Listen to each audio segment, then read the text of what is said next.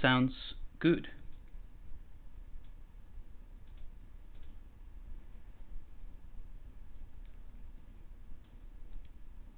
I've been experiencing some connection issues. My internet is playing on me, so if I get disconnected, just bear with me. I'll reconnect as soon as possible.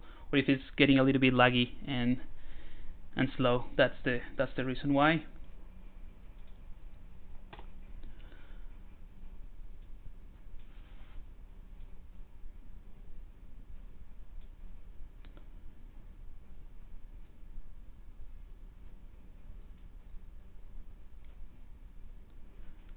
All right, I think I can see some activity in the chat, but the chat on the screen, but I don't see it in my app, or like the little pop-up chat that I have. So I don't know what's going on there.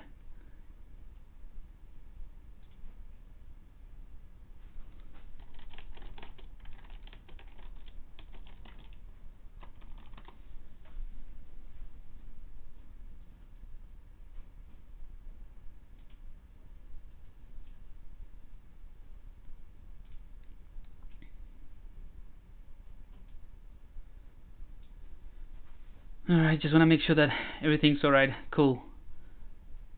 Okay, cool. Thanks, Porcodeno. See, it's weird. I don't see some of the chats that I can see on the little window, the one here above me in the stream. That's I can see the activity there, but not in an easy way to read it. But it's all good. We'll just get started like that. I just wanna share something with you really quickly.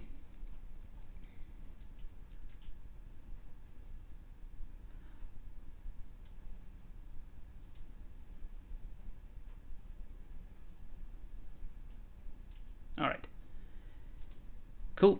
So let's go ahead and get started. And if anything, I'll just repeat later on for anyone that joins us after what I'm going to share with you. So basically, this is the project that we've been working on, the alien gun. I'm hoping to finish it up today. So I'll try to keep the mumbling and rants of nothing to the minimum. But basically, I did a quick, paint over with this little app here. As soon as I click this icon is gonna disappear, but just to give you an idea of what I'm trying to achieve in this stream and just polish everything a little bit. So the white lines are basically the ones that I'm thinking, well, except this one here, the ones that I'm thinking to create using alphas. Maybe alphas as well as insert meshes. The purple or pink, well, not purple, the pink ones are kind of like sculpted lines or paneling that I could do, and the blue ones are, I don't know, I'm thinking of just putting in some bolts and things like that. So we'll see how we go about, detailing to this level. But what I want to show you in terms of techniques and things that you can do on your own, in case you want to follow along, is to create a series of alphas like I have here, to basically detail the model, as well as what I promised last stream was to do the cylinders. So we'll probably get started with the cylinders first, just because that's what I said we were going to do last stream. I said that's what we're going to do this stream. So I'm just going to refine these cylinders, probably make them a little bit more interesting than these rubbish ones. These ones were just placeholders, and then after that we can go ahead and create alphas. So that's what I'm going to show you. Some of a very simple process to create very intricate and very cool alphas that then you can use to detail your models, and that's basically it. Hey Ruben, how's it going? Serion, good to have you here. I'm still sorry if I don't reply to your comments. For some reason I don't see all of the comments. I can see some, but I don't see all of them. So yeah, I don't know what's going on. All right, so I'm gonna hide these, and we're gonna get started with the cylinders. All right, so for the cylinders, oh, by the way, I don't know if you guys have been following the masterclass series that I shared on a series of emails that I've been sending you lately if you are part of the email list. But this morning, actually, we just finished with the latest video. So I send you guys a video today, this morning, which where I basically share my process of creating stylized renders, and I also share my NPR filter, an updated version to the one that I create for the Moebius tribute. So if you don't know what I'm talking about, let me just show you really quickly. Where did I put it?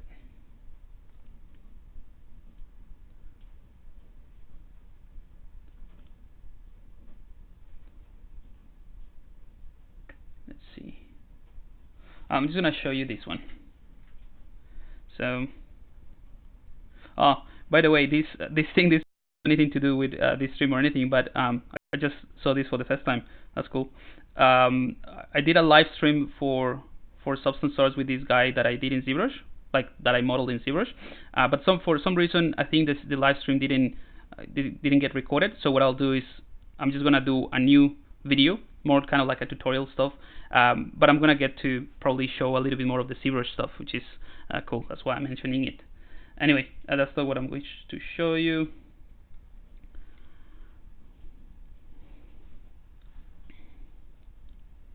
Let's have a look somewhere around here. It's not that one, this one. So something like this, essentially.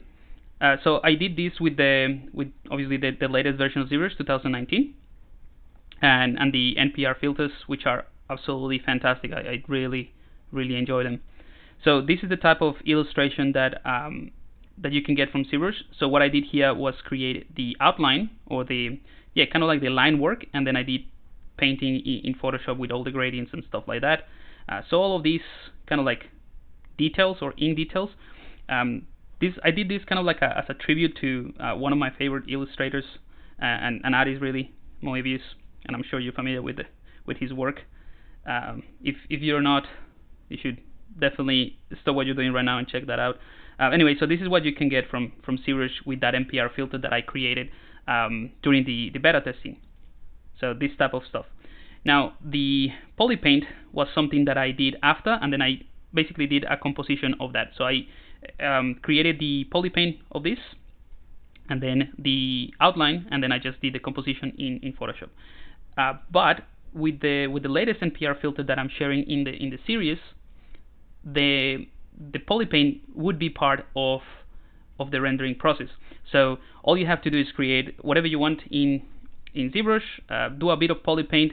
It doesn't have to be super precise or anything, because the NPR filter is going to take care of the illustration, kind of like look and feel, the poly paint as well as the outline. So in case you missed it, and if you don't know what I'm talking about, you can still watch the videos. You can. Sorry, I just want to get this out of the way so we can start with the project with the alien gun. But it's something pretty cool, so I think you guys are gonna find it useful. If you go to this page, so just go to, I'll just copy it here.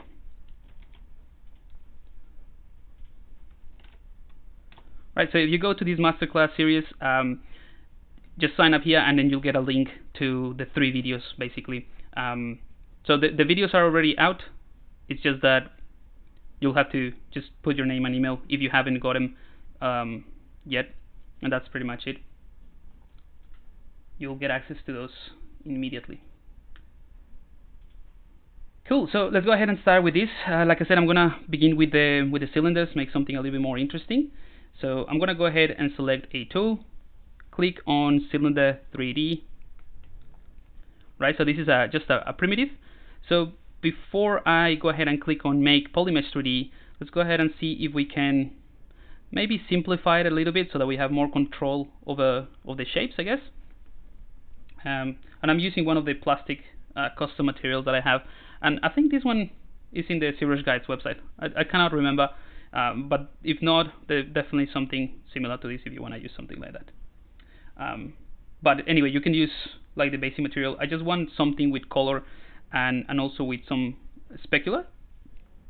And the specularity is just so I can see the volumes a little bit better. That's all. In fact, let's just use that one. So you guys, if you want to follow along, you can use the same material. This is the basic material. Cool. So if you go to the initialize palette here, here's where we can change a few things.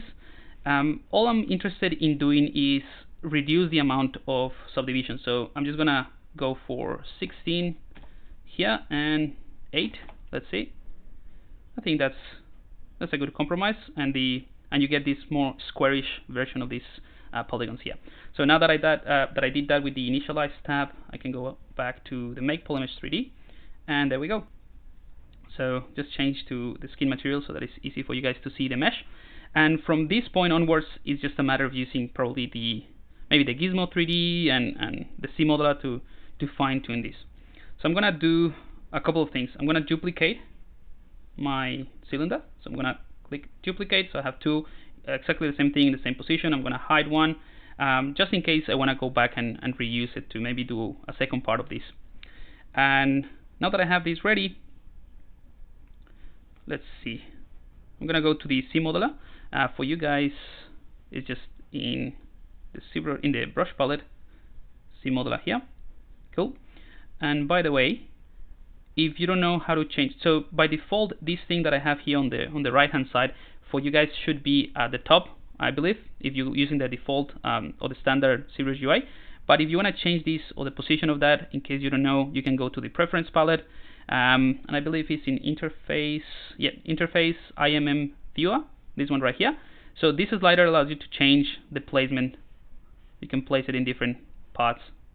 So I like to have it here on the right, just because I'm using the tablet, the Wacom, so it's easier for me to select it from this side. Cool. So now that I have the similar selected, let's go ahead and start making some fun stuff. I'm gonna right click or press spacebar over this edge, and I'm gonna select Bevel, and I'm gonna make sure I select, oh well, it's already selected, edge loop complete. So that's gonna bevel this edge. So I'm gonna click and drag, and you can get this effect. Pretty cool. That's it, and we have this new polygroup that we can utilize if we wanted to. Now for this part here at the top, I think what I'll do is just select a specific set of, let me just think. Yeah, let's go ahead and do that. So I'm gonna select a few of these faces, and then I'm gonna extrude them, not all of them, just to create a bit of a pattern here. So I'm gonna hold the Alt key, and the Alt key with the C modeler selected allows you to tag polygons like so. Right, so let's see what looks cool. So maybe something like that. I'm thinking maybe one more on each side, just so that it's not as symmetrical. It's more there's more you know, this side of the cylinder will look bigger. I'm not explaining what I'm trying to do. I'm just as I talk, I'm just designing as I talk, so it's a bit weird. But anyway, I'm trying to maintain a good ratio, a good balance between the details. So if I leave these two, I'm just trying to explain my thought process here. But if I leave everything too symmetrical, like two sets of faces and a gap of two faces, it might look too symmetrical. So that's why I added another one. That's all. Cool. So now that I tag these polygons, I can just click and drag, because, sorry, right click, I have the Q mesh selected by default if I hover over the face, right? And the target doesn't really matter because I manually tag the polygons. That's why they have these wide polygroups, so it doesn't matter. I just click and drag, and that's kind of like what we get. All right, so that looks good, I think. It's starting to look more interesting. Let's go ahead and do something similar, but with the lines in the middle, or the faces in the middle. And again, I'm not following any design. I'm designing as I model, so it might look cool, might not. We'll give it a go. So hold the Alt key, just tag these polygons, and here is a really cool thing that you can do with the Q mesh. So if you click and drag, you will essentially extrude these lines. If you hold the Control key, you will basically extract those faces. But if you hold Shift while you haven't let go of the click, you basically move those polygons. So that's what I want to do. I'm going to do something like that. Cool.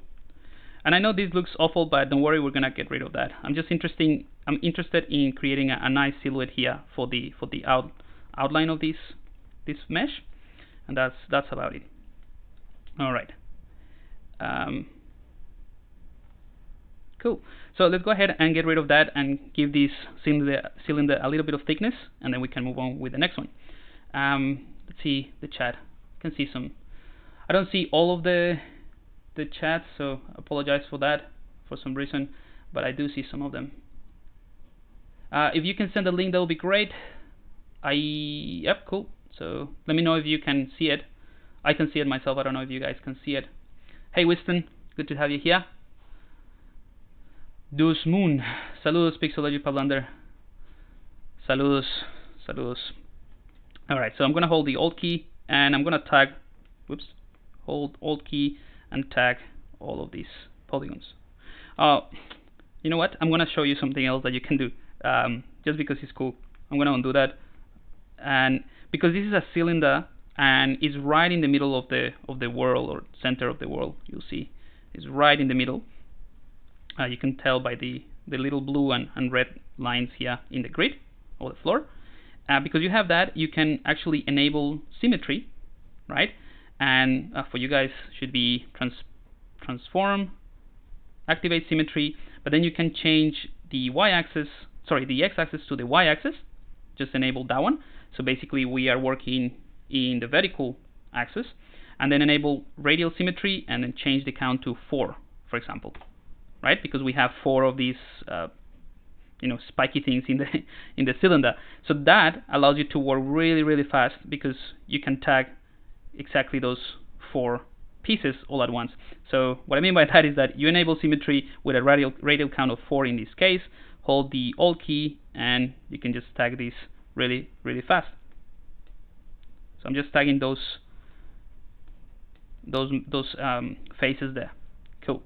So I'm going to get rid of that, so I'm just going to right click there, delete, or select delete, and click on that one. Cool. So it looks like we also got rid of some bits and pieces at the back, but that's just because the double is not enabled in the display properties. Here for you guys should be here at the bottom, display properties, double. So now you can see inside of this mesh. All right. So that's pretty simple, but still looks pretty cool. Let's go ahead and keep working with the radial symmetry and see what else we can do. So if you remember at the beginning when I set up this cylinder with the initialized settings, I set the H divide, the horizontal divide I think it was, to 16 and the vertical divide to 8. So the horizontal divide is basically this kind of like the amount of polygons that go around this polygon. So if I set the radial count of my symmetry to 16, we should have a instance of the brush for each one of these faces. There you go. So that is absolutely fantastic to be working on this sort of cylindrical shape, right? Because I can just hold Alt and boom, I tag the entire thing, right? But that's not the only thing I can do, right? I can reduce that to, let's say, half, so 8, right? And I do the same thing, hold Alt, tag that. So you start to create this kind of like an interesting pattern really quickly, and I'm actually just, with 2 clicks, I did this selection, and I can tag this as well. So you can create these sort of things. I don't know if this is going to be anything, let's just tag that as well. But I wanted to show you that you can work with radial symmetry quite nicely. Alright, so I'm gonna click here, whoops, I had delete selected, so I need to go back to QMesh. I'm gonna click and extrude this just a tiny bit, just to add a bit more details there. Alright, and I'm gonna do the same thing here. Let's change that to 16 so we can tag only once and select the entire thing. And we can go ahead and select Insert and Insert Region. So Insert is going to take whatever we have tagged, like an island that we have tagged, and it's gonna insert the polygons to create another island, basically. So the only thing is, if you leave the default in the insert, which is insert each polygon, is gonna create like basically it's gonna insert each individual polygon, not the entire region that you have selected, which is what I'm trying to do. So click and drag, and that's the type of thing that you get. So I just want to make a little bit of thickness here, then right click, select Q Mesh, push this up like so, then right click, insert, click and drag to create kind of like a hole, and from here we can just use, add a cable or something like that.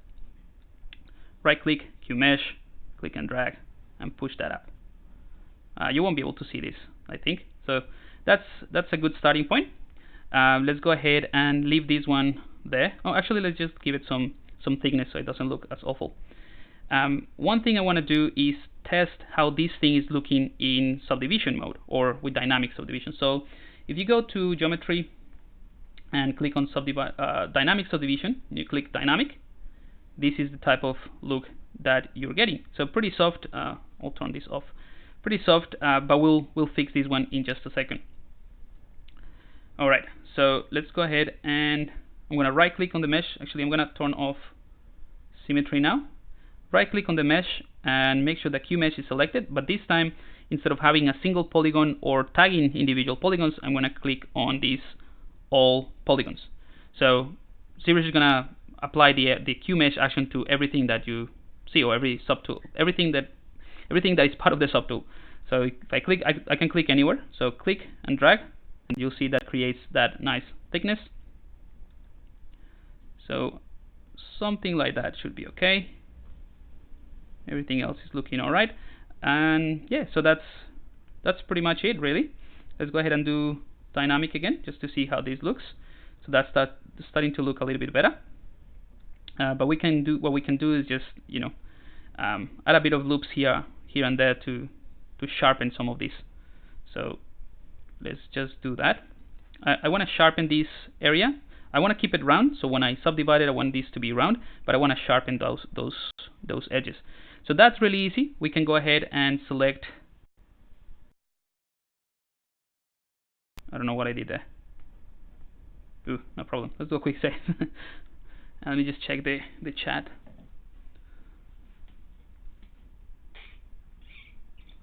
Hello, Pablo. How are you? Modeler, nice. Jorge Marcellus. Good to have you here. Jose Pedro. How you going, guys? Awesome, cool. Yeah, so we're doing Model for the time being. We'll get into that a little bit later. Javier is here. Hey, Javier, how's it going? Javier is was one of my students in a creature workshop. I hope that's right? I hope that is that Javier that I'm thinking of. Anyway, so with this C modeler, right, we're going to continue refining this cylinder, but I'm going to try to move a little bit faster. So I'm going to right click on the edge and I'm going to select insert, and very quickly I can go ahead and right click on that one, right? Not right click, sorry, click and drag, and do the same thing here. Now the problem with this is that I would have to eyeball it, basically. So let me undo that. I will have to just click and drag and try to get it in the same position. But if I want to keep it consistent, what I can do is something that I showed you before, right? I can enable symmetry, radial, go to 4, and I can just apply it at the same time. So that's why I wanted to show you that radial symmetry, because it's really, really cool. Now, if I want to sharpen these edges, we can work with the dynamic subdivision as we change the model, so that's no problem. So you'll see it just sharpened this corner. Maybe that's not what I wanted, actually. Let's undo that. Let's try it again. I want to sharpen this one, so click and drag, and click and drag at the bottom, right? So that sort of thing.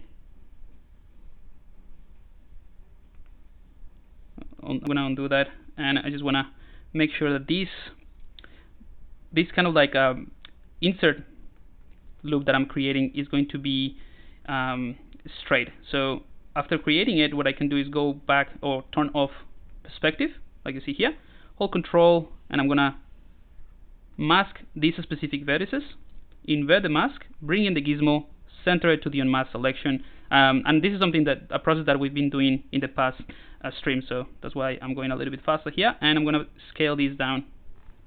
So now I have a set of polyloops that are very, very straight. So if I push this down, hopefully if I turn on dynamic subdivision, you'll see we get these sharper corners.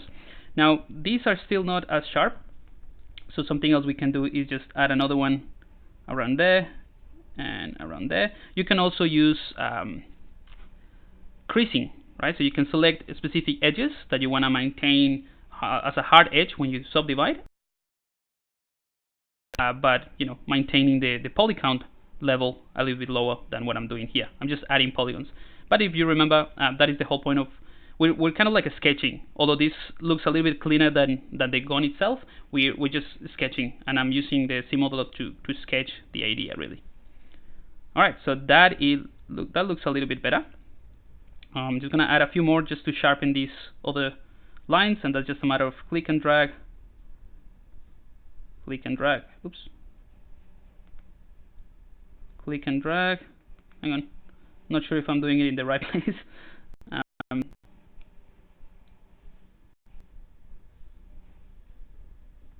Yeah.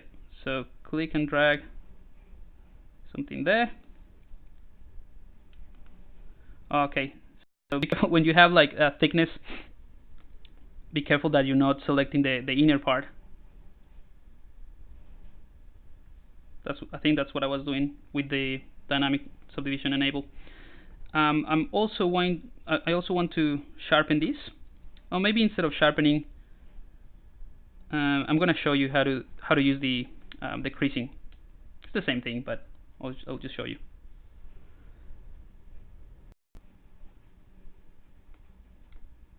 For some reason it's getting a little bit laggy today.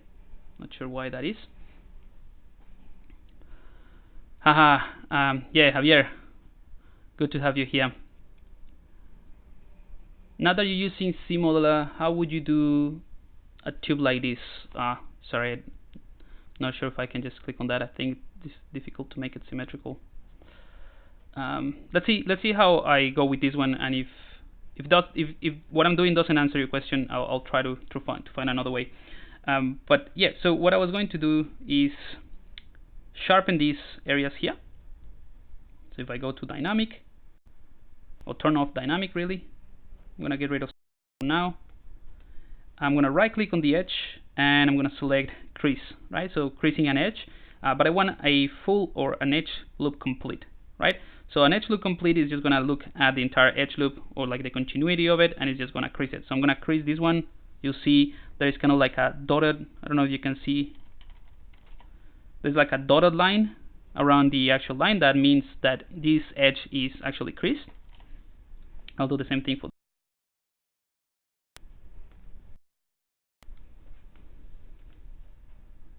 that one, that one, that one, and that one.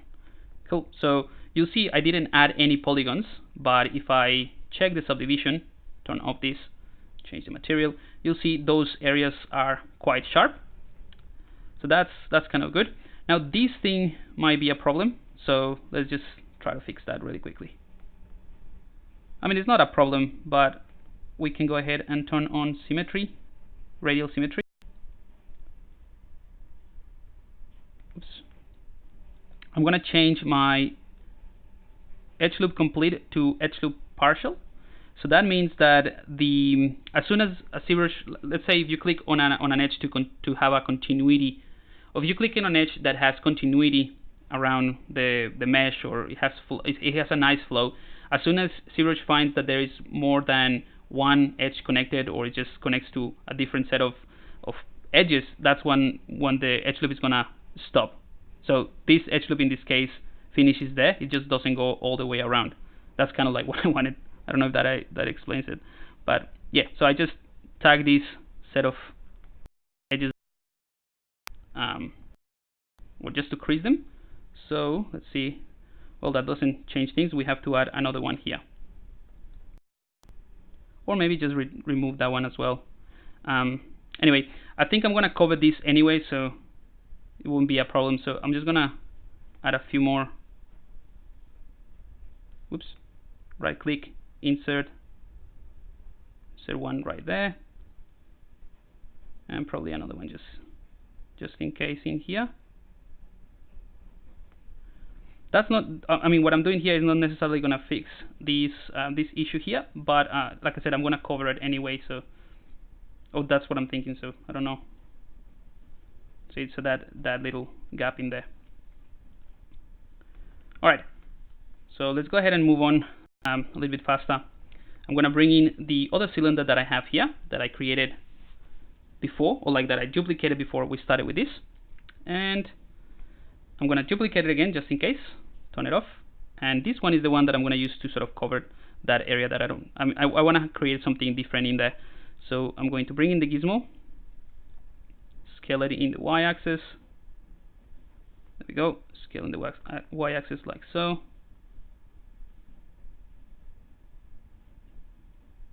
All right, maybe scale it down a bit.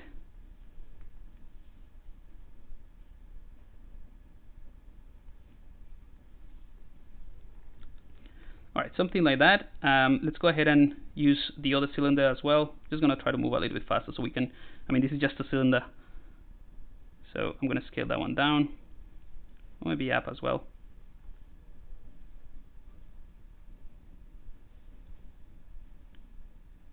All right, something like that. Looks all right. And I'm gonna use the same techniques, just using the C modeler to bevel some areas. In this case, this area right here. So bevel, something like that. But I think I'm gonna increase the size of this sort of cap here. So I'm gonna hold Control and Shift and select the select rectangular, just to select these polygons, and I'm gonna tag them with the same polygroup. So I'm gonna right click. Well, I have this little menu here, and that's just a Wacom thing where you can just customize it as well and just group visible. But for you guys should be just Control W, and if you keep pressing Control W, you just assign different polygroups. That's all, or different colors.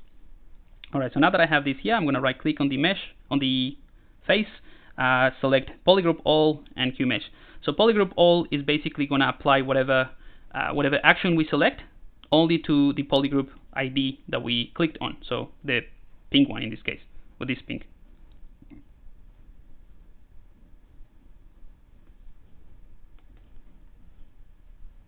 All right, something like that. That's kind of cool.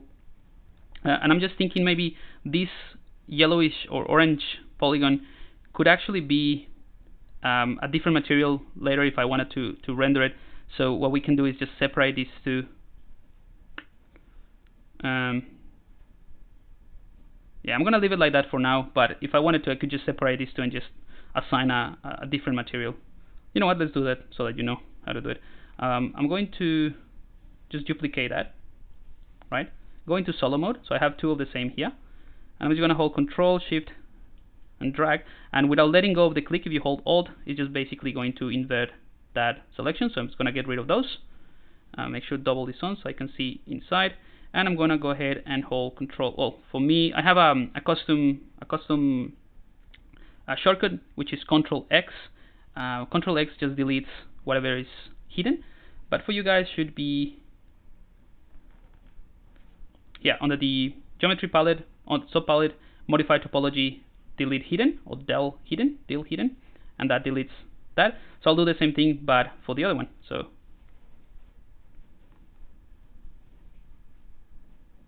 I think that's it, and delete hidden. All right, so I have exactly the same thing that I had but in different meshes. So one thing, let me just go into solo mode. This one doesn't really matter that it has thickness, so I'm just gonna hide these ones, or the ones, this little cap here, and delete that as well, delete hidden.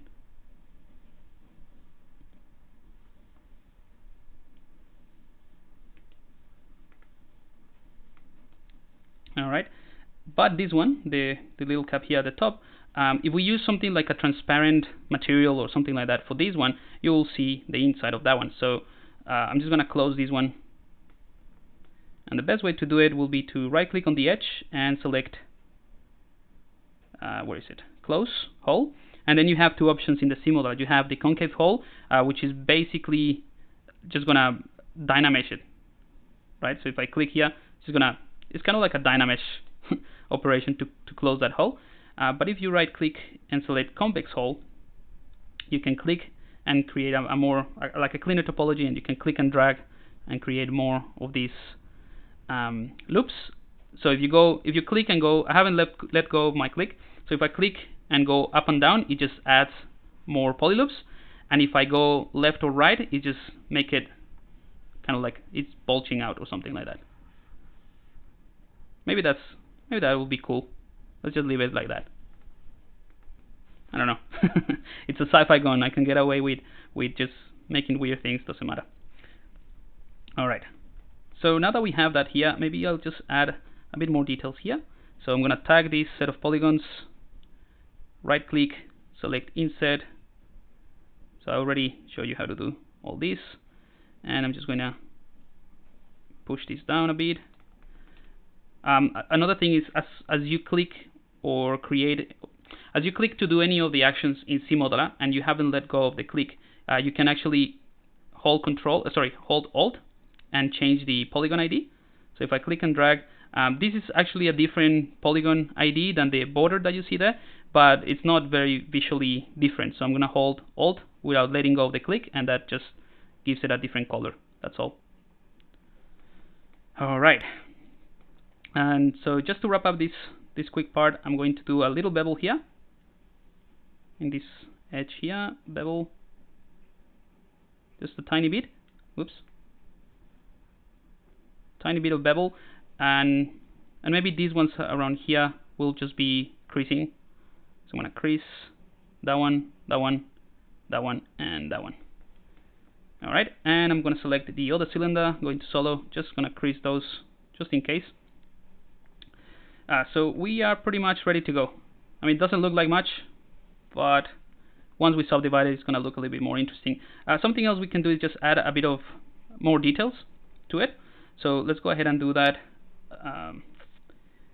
Let's see. I'm going to turn on dynamic subdivision for all of them, so that I can judge how much subdivision I'm actually going to use. Right, so that looks cool. We can go ahead and tweak this a little bit more. Just want to create a bit of paneling here, but not so much gap. All right, and maybe this cap here is a little bit bigger. So let's just scale it down a tiny bit.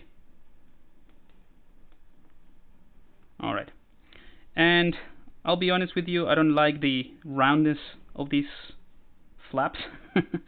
So I think I'm gonna get rid of them, or just simplify them quite a bit. If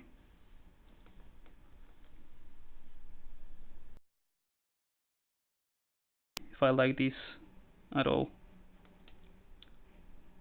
Let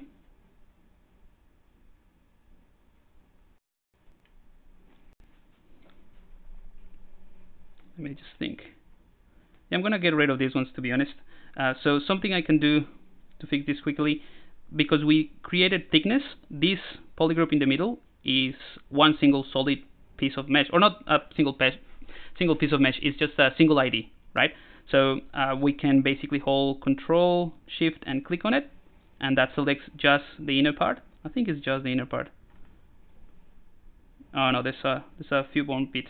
Again, that's not a problem. I can just embed that selection and go to auto groups. I shouldn't be spending too much time on this cylinder, but I guess I'm just showing you different techniques. So let's go ahead and auto group that, and we can hide that one now. All right, so now this is just the inner part, or like the thickness. Not the thickness. Maybe we can also. Okay, doesn't matter. So I'm gonna hide that thickness. I'm gonna delete that hidden, and I'm gonna get rid of these pieces that I don't like anymore. So I'm gonna embed that selection, delete hidden. There we go. So now we just got rid of that. I'm going to select QMesh, all polygons, add a bit of thickness, exactly the same thing I did before, but without those flaps. I don't like them anymore. And instead, what I'll do is change the count to 8. So we're going to have a gap of 1, because remember we have a radial count of, or an H divide, or horizontal divide in the cylinder originally with 16. So if we just cut it in half, we're going to have a gap of 1. And I'm going to hold the Alt key and just tag a polygon, and oops, right click, select Polygroup All, and then just push this one up.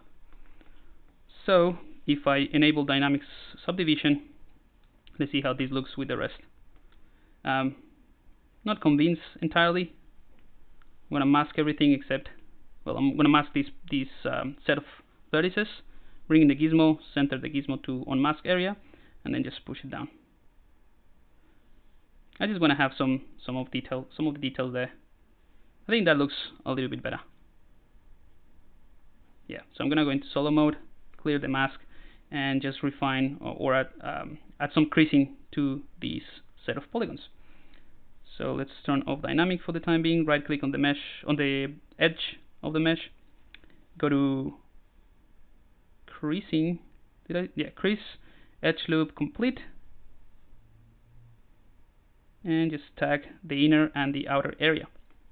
Alright, so that gives us something a little bit more interesting. Alright, I think that looks cool. We can go ahead and select. No, I think that's fine. Alright, let's just go ahead and wrap this up because it's quite simple anyway. One thing we can do is with the dynamic subdivision enable for each piece, right? We can tweak the smooth subdivision. So 3 is just gonna. Currently I have this one selected, so just making it a bit smoother. This one as well, and this is something that we already did when we created the first part of the gun. So I think the first stream about this project or on this project. Cool. So now that I have here, if you wanted to, you can just keep it like that. But again, I'm just sketching anyway, so I'm just gonna apply all those meshes. Just clicking on my arrows to basically go down in my list.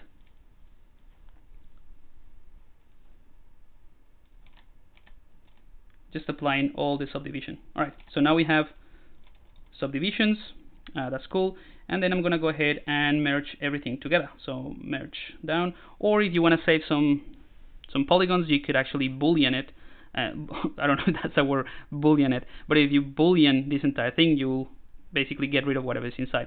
I'm just gonna keep it separate because I have polygroups, right? So if I merge everything visible, click merge visible, Siri is gonna create a new subtool, this one right here. And if I enable polyframe, right? So I have all the polyframes, but they're not connected, so it's not a boolean operation. Like, it's just merging all those subtools together. So I can go ahead and click on auto group, for example, and I have different polygroups because it's basically one single polygroup per each one of the meshes, so they're not connected. And if I wanted to, then I can separate them. It's a single subtool, but I can separate them later with holding Control and Shift to click on that, inverted, and then I can just split that section and so on and so forth. So with this one selected, what I'm going to do is just add a couple more details really quickly. In this case, maybe let's go ahead and bring in let's see, the Imm Id parts. So let's go ahead and put a I don't know if this one will go. Alright, let's try the Imm Model Kit. That one is a little bit more interesting. So I'm gonna select something cool. Maybe this one, right? This fastener, and I'm gonna enable this just to make the polyframe, just to make sure I'm right in the center. Click and drag, and add this detail there. Now, because there is a difference in terms of the subdivision level between the inserted mesh and the other meshes, what I'll do is, now that I have the mask, so every time that you have an insert brush and you click an insert, it's going to create a mask. So before getting rid of the mask, I'm going to go ahead and split on mask points. So now we have two subtools. That's fine. And in this one, with the little ball selected, I'm just going to select that one. Maybe just push it down a bit. And I'm going to add a couple more, maybe different balls. Something a little bit simpler. Maybe these ones here. And I'm going to enable Radial Symmetry. Cool. So this is exactly the same thing I showed you, but this time you can actually use Radial Symmetry to insert meshes. So I'm going to click and drag here to add another one there, and I can bring in the gizmo even and, you know, fine tune the position and the rotation of all of them at the same time because I'm using radial symmetry. So that's really, really powerful. Right? And click and drag. This time I don't have to split anything because all of these details are being added within this same subtool that then I can subdivide and merge everything together. So that's one thing. Let's go ahead and maybe let's see if I find something interesting to put at the bottom as well. I'm just going to use something like that and reduce these to 4. And let's just chuck it in here and see what that gives us. Just an extra little detail in there. Bring in the gizmo.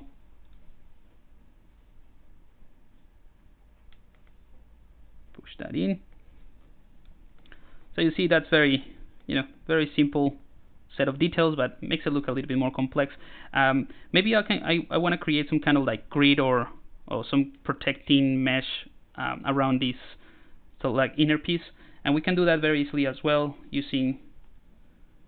Oh, these ones are actually cool. Maybe we can use some of these ones as well. Let's try that. So I'm going to click on this, holds 5. Let's see what that gives us. This time I'm going to change these to 4. Let's try 4 as well, just to keep it interesting. So I'm going to do something like that. Hold Shift to maintain kind of like the to snap the rotation to the axis. Bring in the gizmo. And I'm going to just move these to the right, just a tiny bit. They're sort of like aligning with this other ball that I created there. And I'm just going to push that up, maybe scale it up a bit. Alright, so all of this is just Gizmo 3D, nothing else. I'm just going to push that in a bit. And that's it. Let's go ahead and mask this area. Actually, let's push that in a little bit more. Alright. So let's go ahead and mask these polygons here at the bottom. Holding Control, click and drag just to mask that out. And ZBrush is going to obviously mask these, so these points are going to stay there. And I can just move that one up like so. Right click, remove that. So that looks, you know, a little bit more interesting, a little bit more sci-fi than what we had. And you can keep going and keep adding stuff, but I think that's enough for showing you the process. So what I'll do now is let's go ahead and enable dynamic symmetry, dynamic subdivision. So you'll see all of these details are now smooth and nice and crisp. We can also add a little bit more subdivision, but I think it's fine. Let's leave it at 2. And I'm going to apply dynamic subdivision. Like I said, you don't have to apply it. It's just me trying to keep everything within the sketching mode. And I'm going to go ahead and merge down. Okay, cool. So now this is a single piece. Again, we have a set of different polygroups, so we can separate them later if we want. I'm going to do a quick save. Let's see if you guys have any questions so far, and then we move on with the rest of the alphas.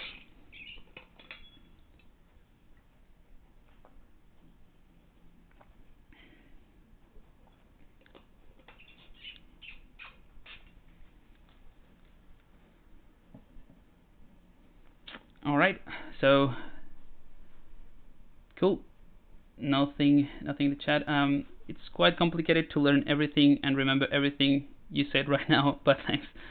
Yeah, that's fair enough. I'm just going a little bit faster because some of the things that I showed you today, I either explained it a little bit in more depth in previous lessons, or you know, things like subdivision and dynamic subdivision and all that. But you know, this is going to be recorded, so you can go ahead and watch it again if you want to. But yep, let's go ahead and move on with what we are going to actually do. So if you want to follow along, in the next step, I'm going to show you a little bit more of kind of like a step-by-step of how to create custom alphas and, you know, interesting details to detail a model. But now that we have this here, what I'll do is I'm just going to copy a subtool. For you guys, should be here, just under the subtool list. Copy and paste. So copy, go to my gun, and I'm just going to paste the subtool. So obviously this is a separate subtool, and I'm going to center pivot, and I'm just going to scale that down.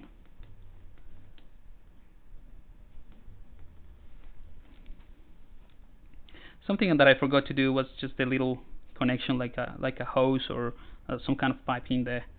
We can do that with, tubes. Doesn't matter. All right, and I'm gonna make sure I do this on this side so that I can mirror and weld everything later.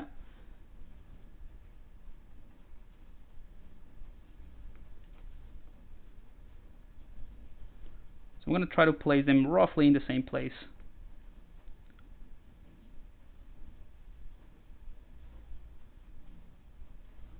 And you'll see this specific one is a little bit, a little bit taller,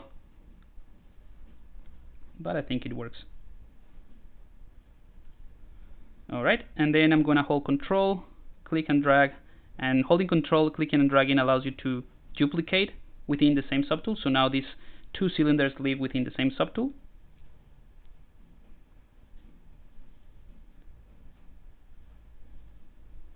Alright. I think keep the size consistent between these two. Alright, so this is kind of like a rough placement.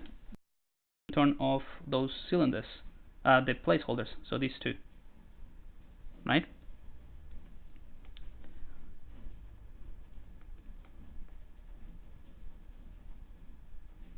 And we can now play around with the positioning of these tubes or cylinders, whatever they are for this alien gun. Kind of like charging mechanisms or something like that, some plasma. Alright. So I'm going to click the mask, and now we have these two cool cylinders in the as part of the gun, or part of the gun project.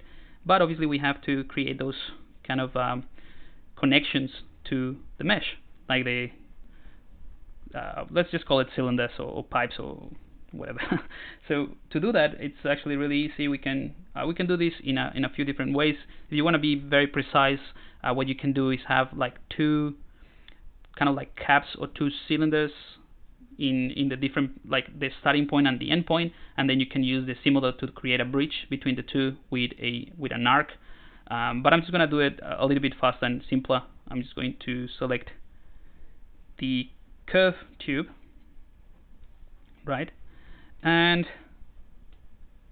if you want to create a tube that is like very, let's say, it is bending, but it's over its own. How can I explain this?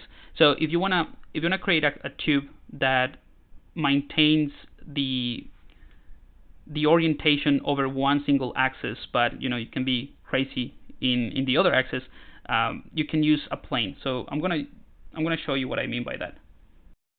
I'm gonna create this tube in a separate mesh just to show you what I mean a little bit more visually. I'm gonna create a plane 3D.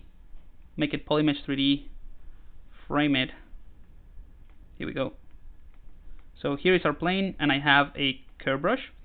So all I have to do now is select the size of my brush, and that will determine the thickness of the curve. Oh, sorry, the thickness of the tube. And you'll see that ZBrush try to snap to the little vertex that you have here. So if you don't have enough resolution, you can just subdivide it. A little bit better, but anyway, I'm just going to do this like so. Right, so that's pretty much it. Maybe increase the size a little bit more, make it a bit thicker. So you'll see this is bent and everything, but if you look at it from this angle, it's kind of like straight, right? There's a little bit of rotation here because I moved it, but for the most part, is pretty straight. All right. So that is pretty much it. That's all I want to do. Let's click on that. Click anywhere to sort of like set this tube and get rid of that line of that curve. And because we have the mask selected, we can go ahead and, or not mask selected, we have the mask after inserting this tube. I'm going to split on mask points and select the tube. Now here we have the tube by itself, and I'm going to clean this up a tiny bit. So I'm going to hide some areas. I already showed you how to do that. Oops, this one. Alright, and I'm going to delete hidden. So now we don't have anything, we don't have those caps, and we can go ahead and flatten this a little bit more, make sure the perspective is off. I'm going to mask this area, invert the masking, bring in the gizmo, center the pivot, and then scale that. Alright, so I already showed you as well how to do that. I'm just going a little bit faster here. Same thing here, mask this border with holding control, invert the mask, center the pivot, and then I'm just scaling this.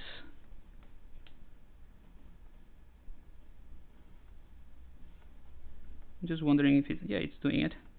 Alright, cool. So now we have something that looks pretty decent in terms of like a little tube that we can use for the cylinder. I think I'm just going to push this one up a bit, that bit. Alright. Now if you wanted to, you can do a quick remesh. Actually, you know what? No, I'll show you. I'll show you in a bit, because I'm just trying to. I'm going a little bit off topic here. So let's go ahead, and if you want to close these for some reason, you won't be able to see them. But if you wanted to close those gaps, you can use the same technique that I showed you before with the C modeler. Just right click on the edge, close, convex hole, click, oops, click, and that will create a little cap. And if you click once on the other side, you'll get that. Just gonna hold Control W to assign a single polygroup, and that's it really. We don't have to make it as more complicated than that. We can go ahead and subdivide this. Actually, let's go ahead and crease that one and that one. Dynamic subdivision, and I think that looks pretty decent. Let's apply that. And I'm gonna delete lower. Oh, let's just keep the subdivision, doesn't matter. Copy subtool. So all of this is the same process that I've been doing and that I did with the cylinders. Paste the subtool. Right, let's do a quick save, and I'm just gonna play with the gizmo tree to position that little part in place. In fact, we can go ahead and hide everything except the tubes, or the cylinders. So for that, all we have to do is hold Shift over the selected subtool, and that will hide everything else but the selected subtool, and then you can just turn on the ones that you want, right? So let me see, this one would go something like that. I'm gonna put this one first, or attach it first. And I think I'm gonna go for, I like the bulkiness of this tube, because it serves as a, like, this is what I'm thinking now. This one serves kind of like as a structure, just to hold the tube in place, as well as the conduct for whatever liquid or plasma or whatever this is.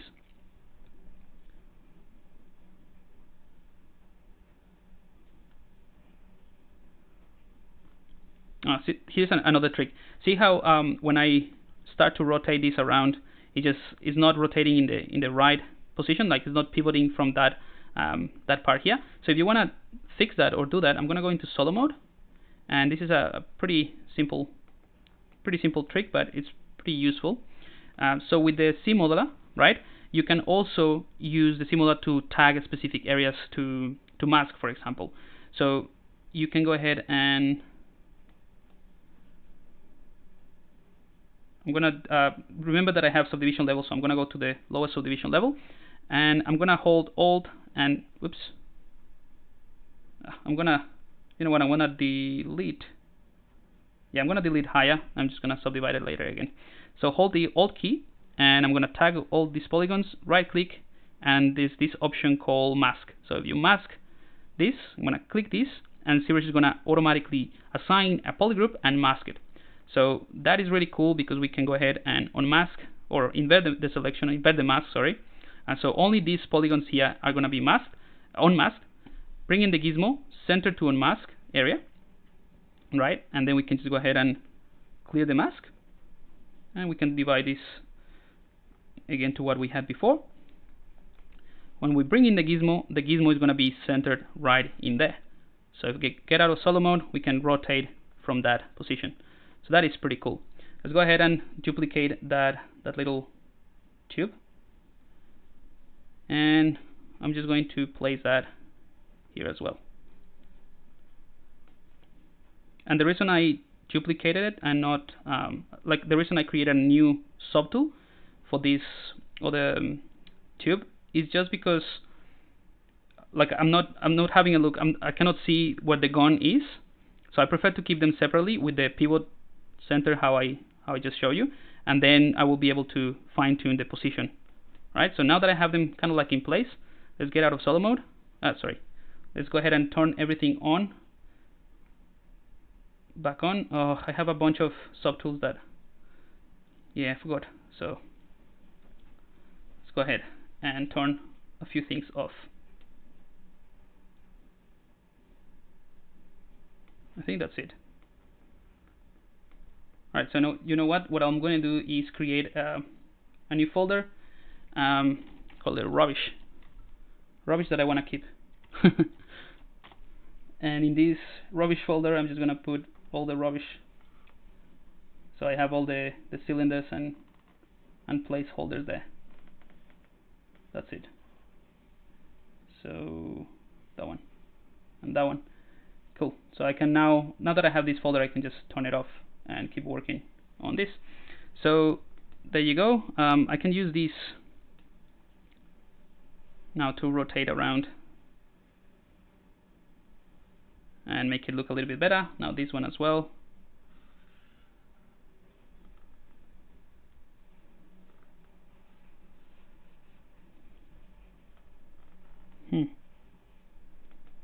Maybe it's a little bit too big.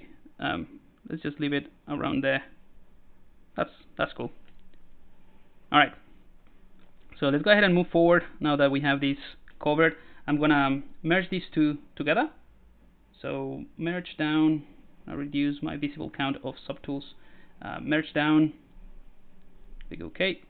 So now we have these tubes in the same subtool, and I'm gonna mirror and weld all of them. Well, all of the new pieces. So I'm gonna click on mirror and weld here. Oops, I'm gonna delete, lower, doesn't matter. Mirror and weld. You can also, if you have subtools that have subdivision levels and you wanna keep them but also mirror them, you can go to the geometry palette, click on freeze subdivision levels, and that will freeze whatever you have. You can mirror it and then unfreeze them. Mirror and weld, and there we go. So we have now, this looks a little bit more decent now, more interesting than one we have before, and that's it. I think. Let me just go to my stored camera, and I'm gonna show you what I had. All right. Cool. Let's see if there's any questions so far in the chat. All good?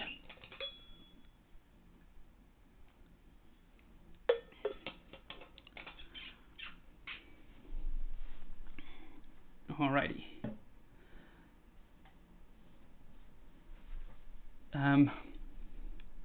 Like I said, guys, there's some, like I can see some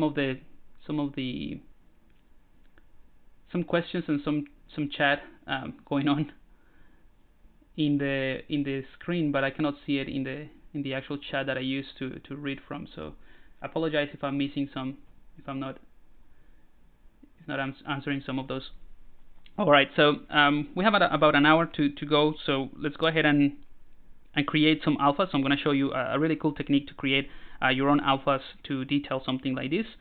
I'm not necessarily a hard surface modeler, so I don't practice this as much. So I'm just going by, you know, like more cliche version of what I, you know, kind of like remember or seen online. So I'm going to go for all of these pieces and try to create a series of alphas that we can use. So let's go ahead and start with that. I'm gonna do a quick save because I'm gonna change the document size, and I'm gonna use a project, I'm gonna change the size of my document. So let's go ahead and do that. For you guys should be on the document. So let's put that on the right. And here in the document palette, all you have to do is set these to a squarish proportion. So 1024 by 1024 seems to be, you know, a good compromise. So let's go ahead and click this proportional. So this proportional will maintain the aspect ratio. So if we change this, it will change it proportionally in the width and the height. So turning it off allows you to select, you know, specific ratio. All right, so 1024 by 1024. Now let's go ahead and click resize, and ZBrush is going to give you this alert or this pop-up. Let's click yes, and basically it just drops whatever you had on the canvas. But you can click Control N to clear the canvas, and click and drag to bring in the mesh. There's something else. Hang on. Why is it doing it like that? Not interested in that. Because you know what? So just drag the mesh into the canvas. But I had the little sphere from, yeah, I remember now. So let's put that sphere into the rubbish folder.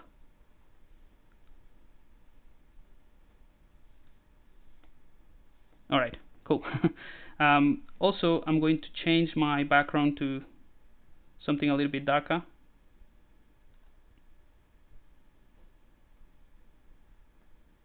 Or lighter, maybe. Just so that you guys can see. I don't know if you can see that. Maybe a little bit lighter than that.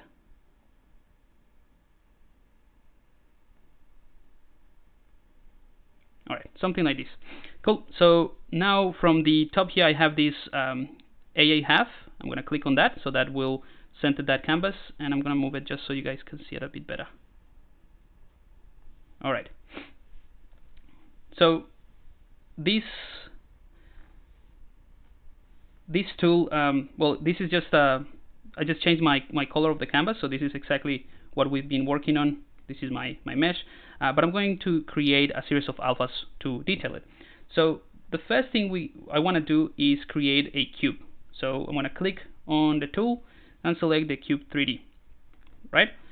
And the reason I want to create a cube and not a plane to create an alpha or sculpt an alpha is because I'm going to use the Boolean operation to create some interesting gaps and things like that. So I need a cube so that we have depth, or we have thickness in those details.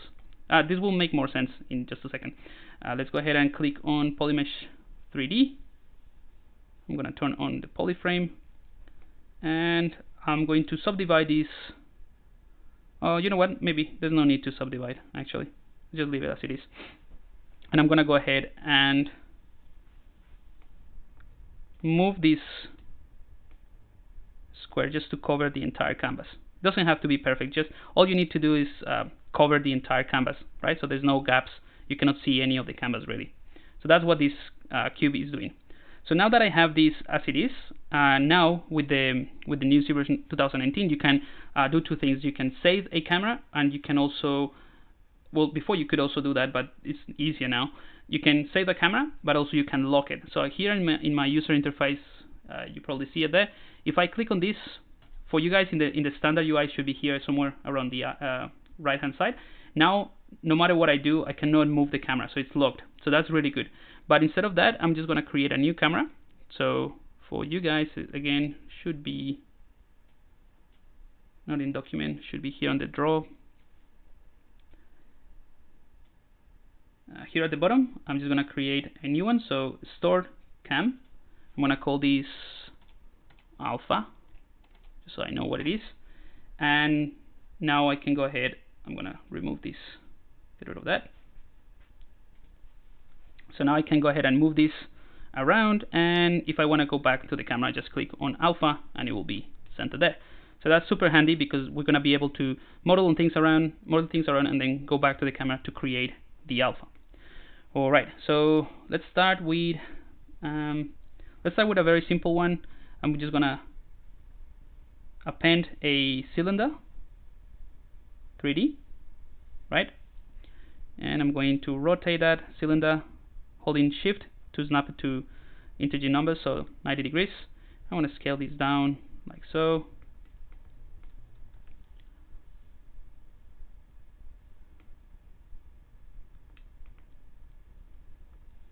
So I'm going to start with something.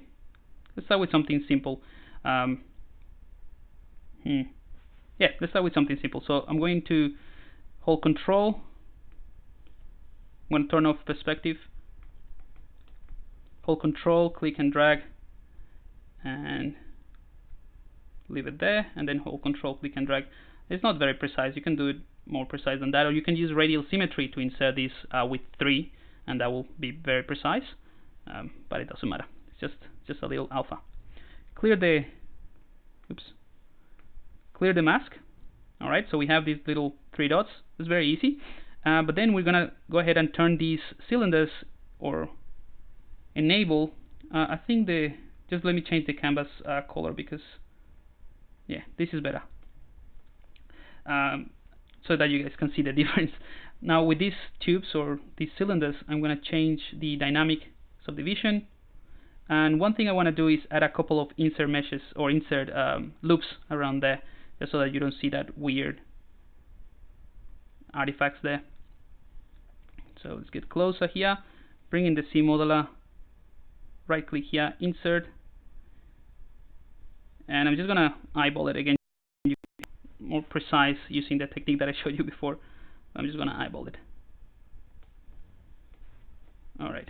Oh, I didn't I need to do this in the inside, not in the outside, so I'm just gonna go into solo mode, rotate it, do it again.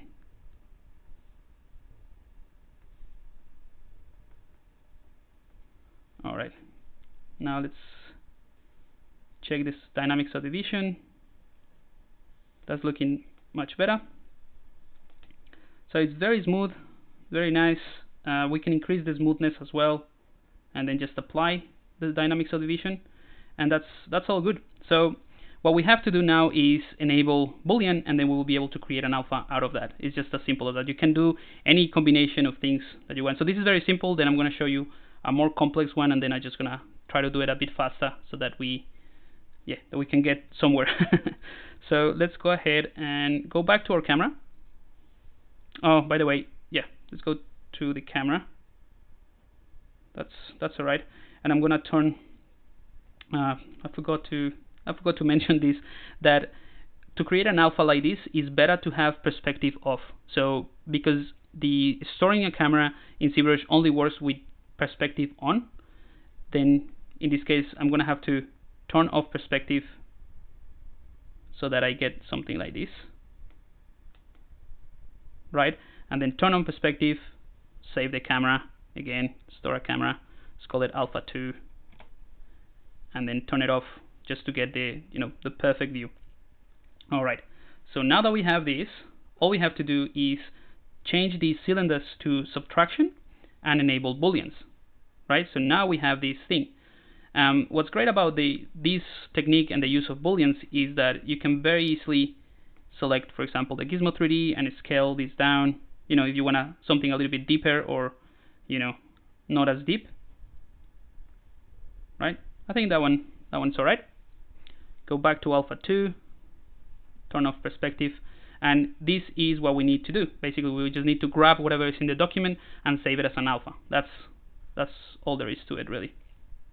So to do that is really easy. I'm going to go to alpha, to the alpha palette, dog that to the right, and I'm going to go to create, open up this, transfer. So this transfer palette, and I'm going to click on this grab document. So this grab document is going to select everything that's on the canvas, all the depth that is in the canvas, and it's going to create an alpha. So grab doc, and you'll see we have the alpha there. Now the only thing is that we're using it's inverted, so we just need to invert it. So with this alpha selected, we can go ahead to modify, and in the modify section, I think it's in there. I haven't done this for a while. There should be a way to invert it, or it's here. There's this button here. So just click on inverse, and that will give you that little alpha. So it's super simple, but it allows you to create a tool that you can continuously modify to create more complex alphas, right? So then we have this very simple alpha that we can just go ahead and I'm just going to select it, click export, and let me just give it a name. So just save it as a PSD. That will be probably best. So I'm going to call it alpha HS for as in hard surface 01. That's it. Boom. Let's get out of booleans. Let's turn off these. We don't need it anymore. I mean the little cubes. And what else we need? Let's make another alpha a little bit more complex. So I'm gonna append a cylinder 3D again. Rotate this around. Again, I'm gonna try to move a little bit faster than before. Go into solo mode. And in this case, what I wanna do is select a few of these. Just holding the Alt key to tag them. Maybe that's too much. I'm gonna make it simpler. 2 of those. Click and drag. Whoops. Q mesh. Click and drag to extract those. Like that. There we go. Hold Control. Click and drag to mask this area. Bring in the gizmo. Center it to the unmasked area. And I'm just gonna scale that a tiny bit. All right. Remove that mask, and I'm just gonna fine tune this a little bit with what is it? Yeah, insert. So click and drag to sharpen that, sharpen that, sharpen that, and that. Let's go to dynamic subdivision. That looks alright. Let's go ahead and sharpen this as well. That looks cool. And you know what? You don't even have to apply the dynamic subdivision for this technique, because it's just going to be a boolean at the end. Maybe what I'll do here is pardon me. So in this area, you don't have to create a subtraction mesh that is going to subtract everything. You can subtract certain areas without subtracting some of them. That doesn't make any sense, but basically, let's turn this off. If I tag these polygons here, holding Alt, and let's go ahead and insert the entire region, right? Something like that. You can right click on this Q mesh, and instead of keep pushing it down, you can push it back up. So, something like that. So this little bit is not going to be subtracted, right? It's going to be pushing up. It doesn't make any sense, but it will in a second. And this is something really cool, because you can use this type of this process of creating booleans this way, or meshes to create boolean this way, to create like the keys for 3D printing and things like that. So I don't know, just something extra there. Cool. So I'm going to turn on dynamic. I'm probably going to have to sharpen this a bit as well. Oops. What is going on?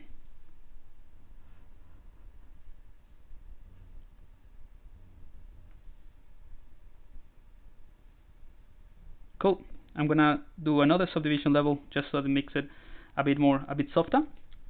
And let's go ahead and do the same thing. Turn this into a boolean. Get out of solo mode and turn live booleans. So you'll see that little bit there is just sticking out. So that's pretty cool. Obviously that is too deep, so I'm gonna push it up, center that, maybe just to scale it a bit down. Alright, I think that maybe a little bit more. Remember the depth of the alphas later on from the intensity of the brush that you use to drag in the alphas into. So now that I have that one there, let's go ahead and click on alpha 2, turn off perspective, and just repeat the same process. By the way, you can automate all these with a single button. Just create a macro that click all these buttons, and then you just have a single macro that you click and creates all these. So grab dog, invert, export, and let's just call that one alpha 2. Let's see how we time. We'll probably have like about 10 more minutes to do a couple more alphas, but as you can see, it's really easy. So I'm just gonna move a little bit faster. Let's append another cylinder. And again, the other cool thing about this technique is that you can save this current tool as your alpha making tool.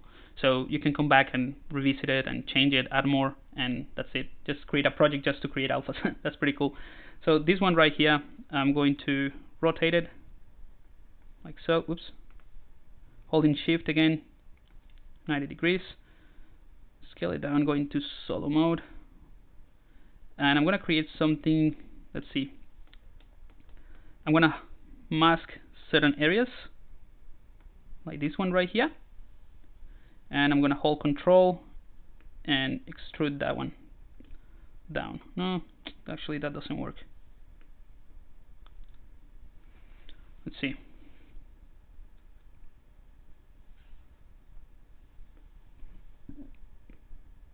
All right. Hold Control, click and drag, and if you have something masked and you use Control to use Control with the gizmo, it basically extrude an area. So this is going to be one of those kind of like little gaps as well. So it doesn't have to be too complex. I'm just going to add an insert mesh or insert loop in there. Turn on dynamic. Maybe increase that a little bit more. And that's really it. That's all I need for this one. Just gonna push it a little bit better, position it.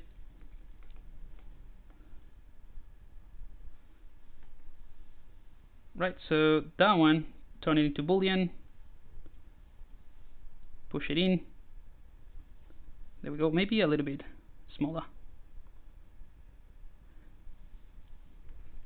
If you want to create alphas that are a little bit high resolution, all you have to do is set the document to, you know, whatever resolution you want, 4K or whatever it is. Cool, there's alpha 2, turn off perspective, and again you can automate this, grab dog, inverse, export. Let's do a couple more, a bit more interesting ones. I'll just show you another technique that you can use.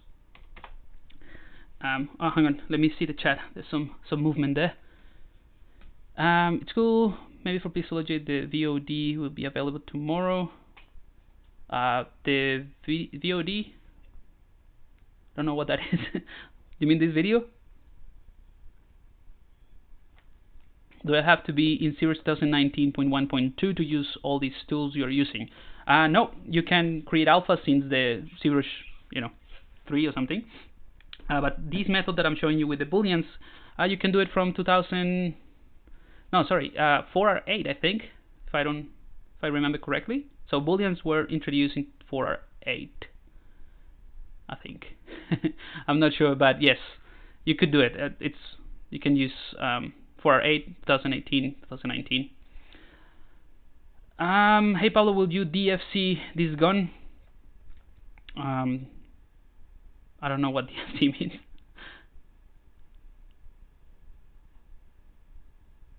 Could you use some greeble in this gun, please? Probably not. Probably just keep it clean. Or maybe if I use any greeble, it will be at render time with NPR filters. I'm training modeling a revolver. Your stream is really useful. Thank you. I'm glad that you find it useful. Yep, the video. So I think the video will be ready next week, if I'm not mistaken. It just takes about a week. Miguel. Hey, Miguel. How you going? Thanks for tuning in. Jorge Marcelos. Okay, thanks. Cool. All right, guys. So I'm going to do a couple more. Show you. Make a couple more more interesting alphas, really. Actually, now that I have this one selected, I'm just going to duplicate it, and I'm going to rotate it, holding Shift, maybe 30 degrees. Make it smaller. Push it down here, and what I want to do is mirror and weld. So I'm going to click mirror and weld. Whoops. Undo that. Why didn't do it properly? Okay, so I have to mirror on the Z-axis. I started to add this in the wrong axis. So let's just go to mirror and weld, select the Z-axis, mirror and weld. There we go, and then mirror and weld in the Y-axis. Nope. Sorry, mirror in the Y-axis. So we just push them up and then mirror and weld. What? Why is it not doing it? Okay. Doesn't matter. I'm gonna do it manually. So duplicate, bring in the gizmo, center it, and just holding shift again to rotate it 90 degrees, push that one up. So that's gonna be another simple alpha. I'm gonna you don't have to merge these two together. Remember, you can simply use a booleans in all of these and it will work. But just for the sake of make it simple and rearranging it, I'm gonna merge that down. All right, make it into a boolean, bring in the gizmo, center it, and then we can just play around with the size. And actually, I'm just gonna push this in a bit more. All right, so that's gonna be another one. Really quickly, turn that off, and let's go to the manual macro. So again, you can turn this into a macro: grab dog, invert, export.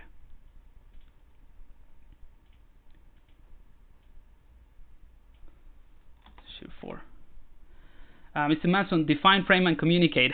Brilliant. Yeah. So now I know what you're referring to. I just thought it was kind of like something referring to the video, like VOD, which I didn't know what it was. But yeah, DFC, for those who don't know, I think Mr. Manson is referring to define frame and communicate, which is something that I explained in the first video of the masterclass series that I shared with you at the beginning. Let me just bring that up in case you missed it. So if you go to this link, I'm going to share it again. So if you go to this link, you can just put your name and email, and you can get into the masterclass series. It's a 3-part series, and there's some pretty cool videos in there that I'm hoping you guys are going to enjoy. So Mr. Manson is just referring to the first one, where I show some of the lighting techniques and some stuff that that I found really useful to present your artwork in a really compelling way. The second one is a cool trick to transfer any ZBrush stuff, anything that you want, into Substance Painter with no UVs in a way. And the third one is all about rendering in ZBrush or not necessarily in ZBrush. I do it in ZBrush because that's what I feel comfortable with, but in a way that is trying to find a style that communicates, right? To show something in the best possible way. So not everything has to be hyper realistic, and sometimes a stylized render like a comic style, it will suit more the specific model, or the specific scene, or the specific character that you're working on. So that's what Mr. Manson is referring to. If you want to have a look at it, those videos are going to be available for like another week or so. So make sure that you watch them. All right, so I'll do one more just to show you something different that you can do, and then we move on and try to detail those. So I'm going to go ahead and append a cube this time. Cube 3D, select that. I'm going to go into solo mode. And this cube, what I'll do is I'm going to click on Cube. You cannot see it probably there. So on the initialize palette, you can click Cube, and that will super simplify this little cube.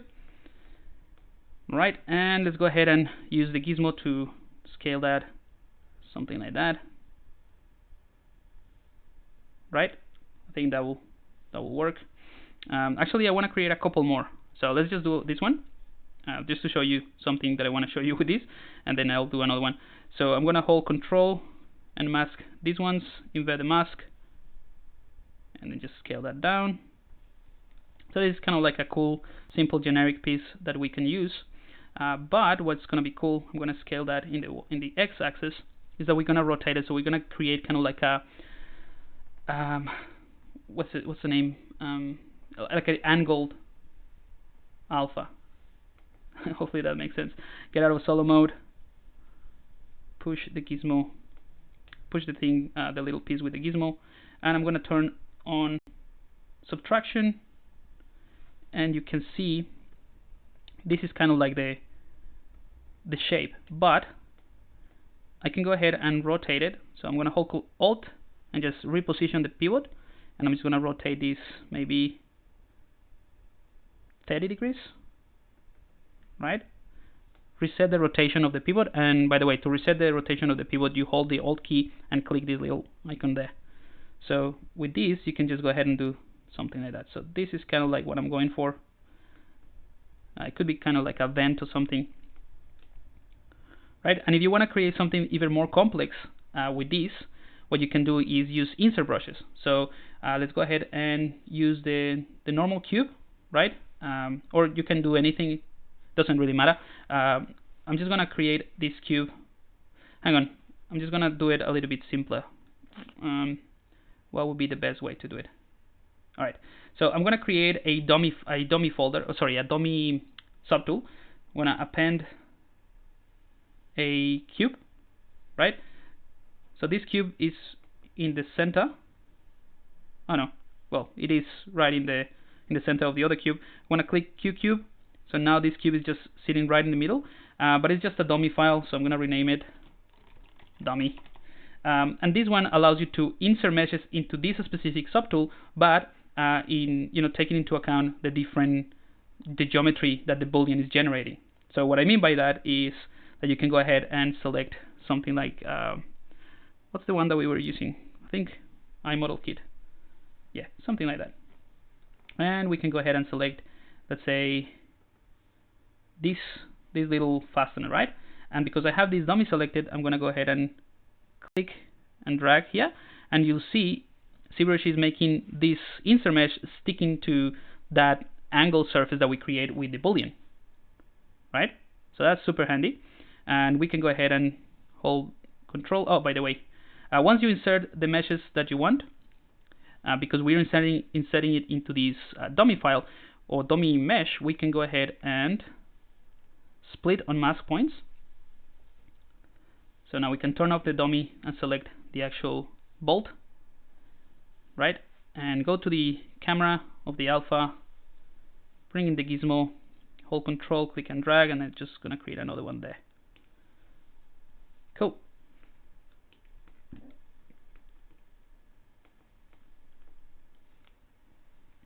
So one more thing I want to do is turn on dynamic.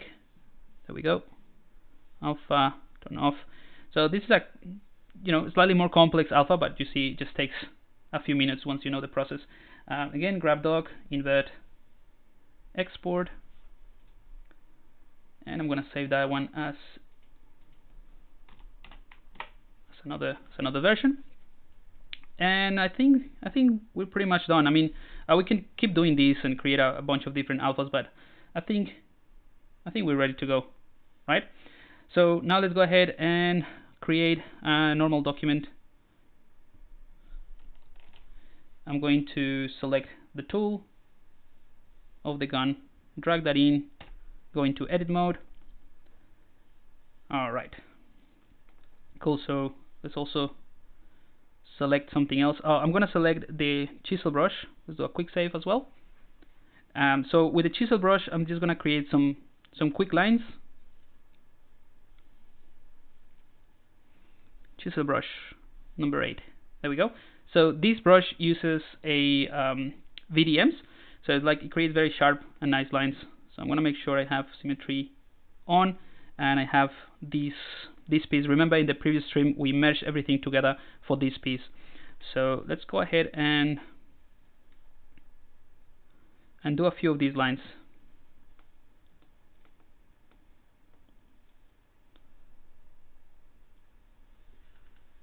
So you'll see this is the type of effect that you can create with this Chisel Brush. So I'm gonna go for something like that, and then something like this. All right, that's cool. Maybe another one from here. So you have a lot of control over these, to create this type of lines, because it has a very large lazy radius, this brush.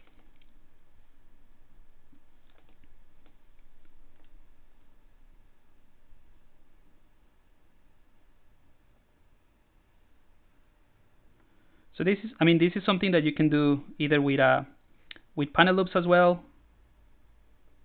But again, this is just a concept, so this gives you a good idea of what I'm doing anyway. So there's many ways to do everything in ZBrush, really. I'm just trying to show you something that's probably different from what you would see in other streams, I guess. All right.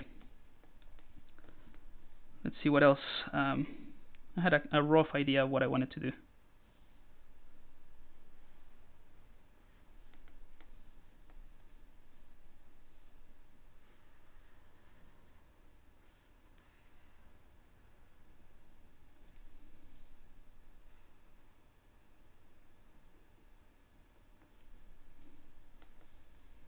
Alright, so that's starting to look a little bit more detailed just with those little lines to separate those panels. And you can change these to anything you want. Something sharper, you can use this one, or something a little bit more like bulging. This one is pretty cool because it creates kind of like a beveling effect within the line. It's not very obvious in here, but you see with this one we can do little details. For example, something here like that, and that's already looking pretty good. And that's just with the Chisel Brush. Maybe somewhere here as well.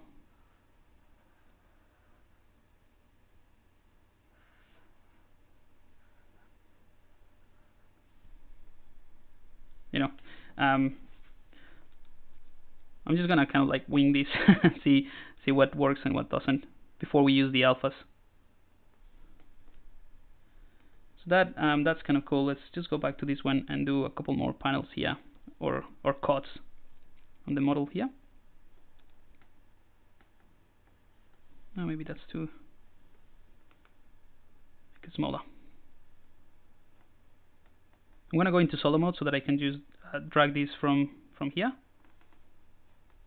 Hang on.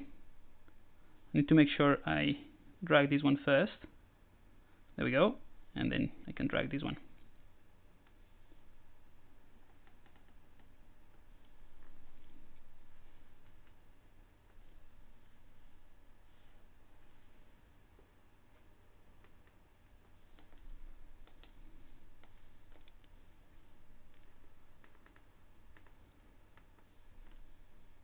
There's something else that I should mention in case you run into it. Like I said, I'm not too worried about it. But if you want to maintain kind of like the same depth on creating these lines, so you'll see if I do one here and then go over this again, right here in the middle, there's gonna be a problem because it just does the same effect. It's just like duplicating the intensity of the effect. So I'm not entirely sure if that is gonna work with the VDMs, but you can store a morph target and try that again. Yeah, so with the morph target, you kind of, save that trouble and maintain that proportion. That depth. And so the morph target is fantastic for this type of things. Might as well just leave it on and then do it here.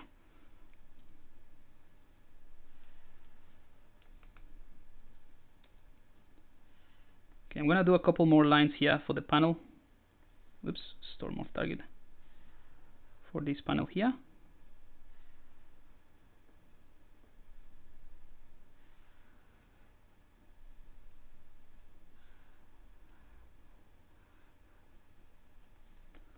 There we go.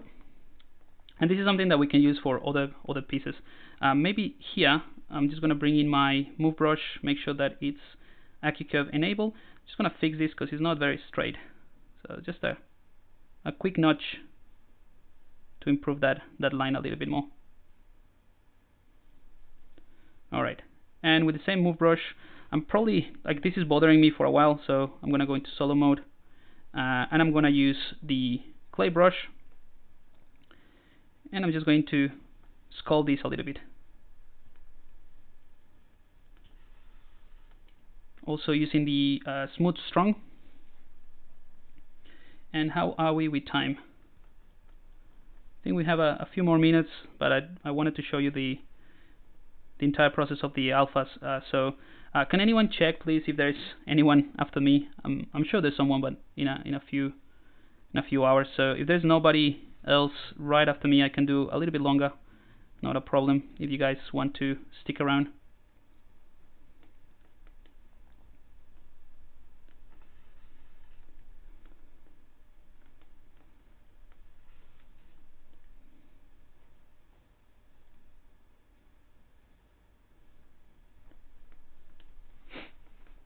Alright, cool. So I'm gonna go to the H polish. And I'm just going to flatten this area a bit.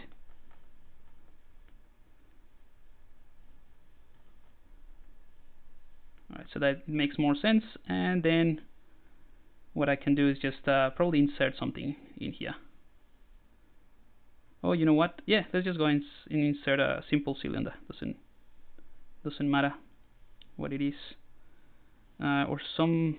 Let's use the parts that we've been using. I'm gonna insert that one, this one. All right, and I'm gonna split that, split on mask. There we go.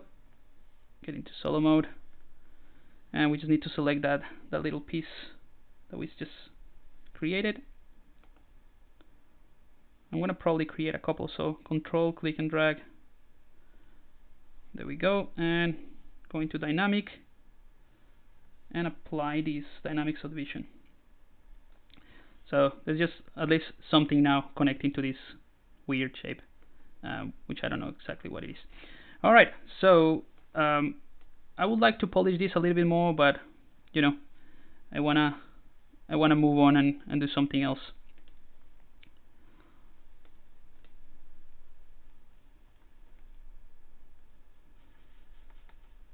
And I'm just using the H polish to sort of polish these pieces here.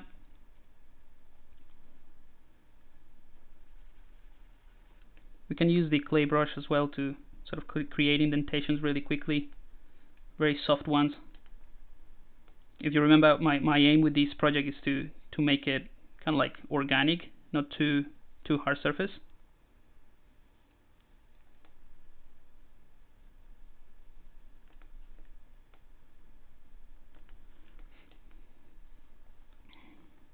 Alright, something like that, and then go to the move brush.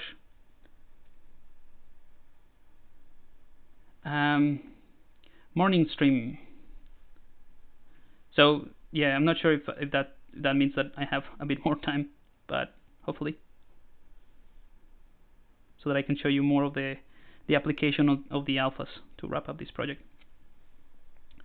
So the good thing as well about this move brush with the Aki curves, you can get these very pointy areas, and that makes it like really easy to use the H polish to kind of like flatten them and just refine those areas. All right, so maybe here I'm just gonna go and bring the damp standard brush to refine that area a bit more, and use the move brush to push everything down.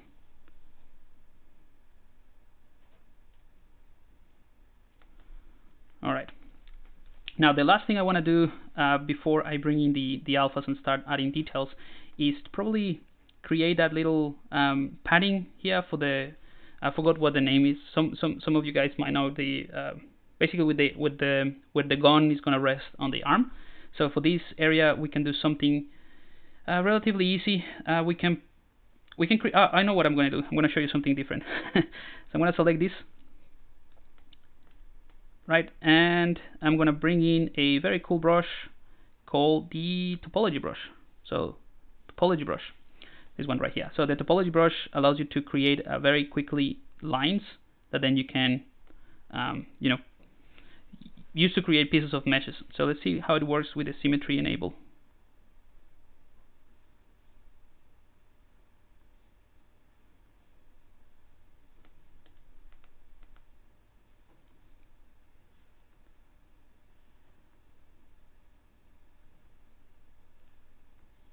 Alright, something like that, and maybe, yeah, I think that one works fine. And then you can just cross these. That should create.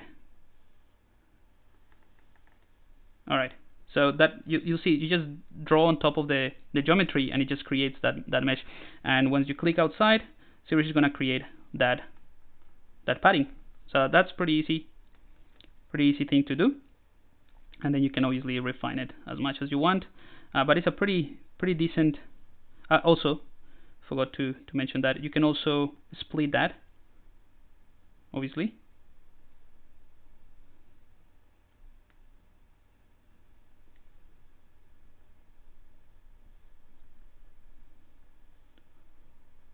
So let's just use that as a base for the padding there, right? Maybe for this part as well, we might need to do the same thing. So I'm going to split this. So split on mask points. There we go. And I'll do the same, repeat the process with the Topology Brush around there, around this area. So let's do that. It doesn't matter if you go out, because if you don't cross it like vertically or horizontally, vertically and horizontal, with vertical and horizontal lines, you won't create anything. So at the moment there's not going to be any polygons created here. But then, oops, then if you go, I just need to do it right in the middle. One there, another one there. See, this one is not in the middle, so that's why it's creating a weird triangle there. And that is because of this line. So let's try it again. And this line as well. This is a little bit messy. Let me just undo that. I just messed it up with this one. Right, so do it again. Make sure that if you're doing something with symmetry, make sure that the brush kind of like snaps to the center. I have a feeling that, yeah. Alright, this one looks a little bit better, hopefully. Alright, now one in the middle. Oh.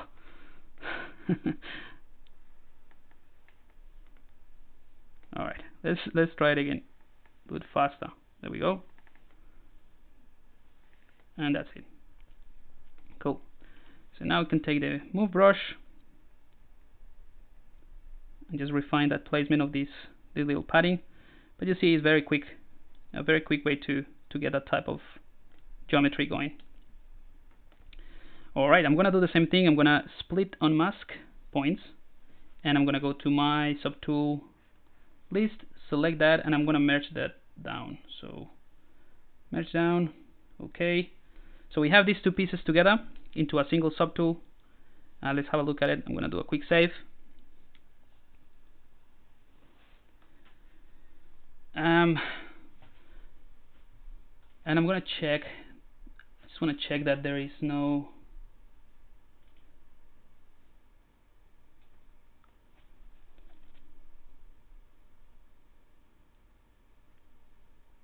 So after me, Oscar is doing a stream. Just want to check the time. 12, so about 3 hours. Alright, cool. So I can go a little bit over. No worries. So if I turn this into dynamic, we get a bit, the mesh is a little bit smoother. I'm going to smooth this out a bit. Because there is, no, actually instead of smoothing, I'm just going to remove this creasing. So with the C modeler, I'm going to right click, make sure that I have crease, and yeah, edge loop complete. And to remove a crease with the C modeler, all you have to do is select what I just selected and hold the Alt key, and that would remove. So if you just click, it will add it. If you hold Alt, it's just going to remove it. Alright, so that looks good as the padding, but I'm going to make it even more interesting very quickly. And I'm going to go ahead and select. Actually, I'm going to hold Control and Shift, select this polygroup, invert that selection, and select this one, invert that selection, and I'm going to use this one to basically assign a single polygroup that I can use with Nanomesh. So Control W, right? So now these two are exactly the same, or the same polygroup ID, and we can go ahead and I'm going to select a cylinder, a new tool. We have a few tools now going. I'm going to select a cylinder 3D, and this one is alright. I'm going to make it on Polymesh 3D. And what I want to do is, let's scale that up,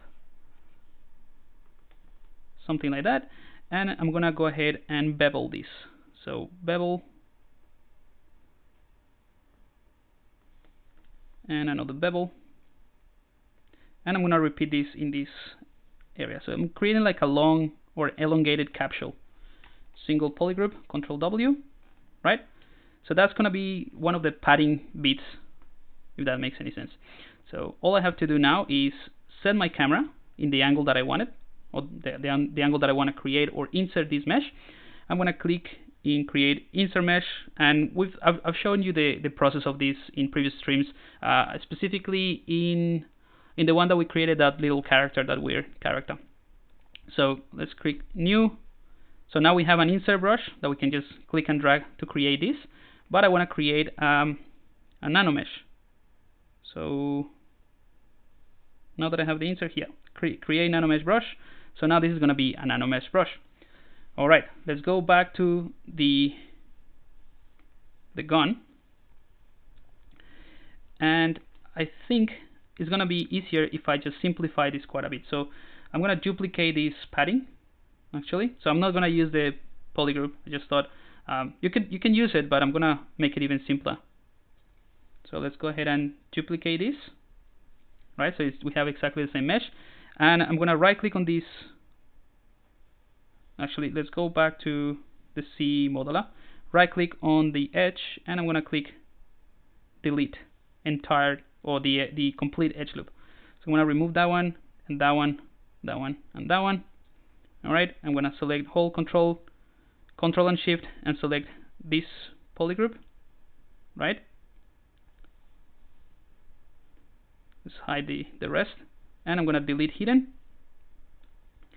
All right, so now we have just this single piece of mesh that we're going to use to insert or create the nanomesh. So I'm going to click on the brush that we created, the nanomesh, and I'm going to make sure that I have Polygroup All. So this is an insert nanomesh brush. If we select Polygroup All, it's going to apply that insert, like this capsule that we created, to everything of the same Polygon ID, so all the blue areas.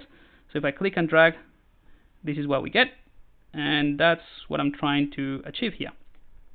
So let's go to Nanomesh, and let's tweak this a little bit. So the size, I'm just gonna increase the size to something like that, and you can already see like kind of like what my idea was with this mesh. Let's go ahead, and I'm gonna hide the Nanomesh, and I'm gonna right click on this edge, and I'm going to use the slide option. So the slide option allows me to just fine tune the sizing of these polygons a little bit better, so that we have more consistent distribution of that little capsule. Oops.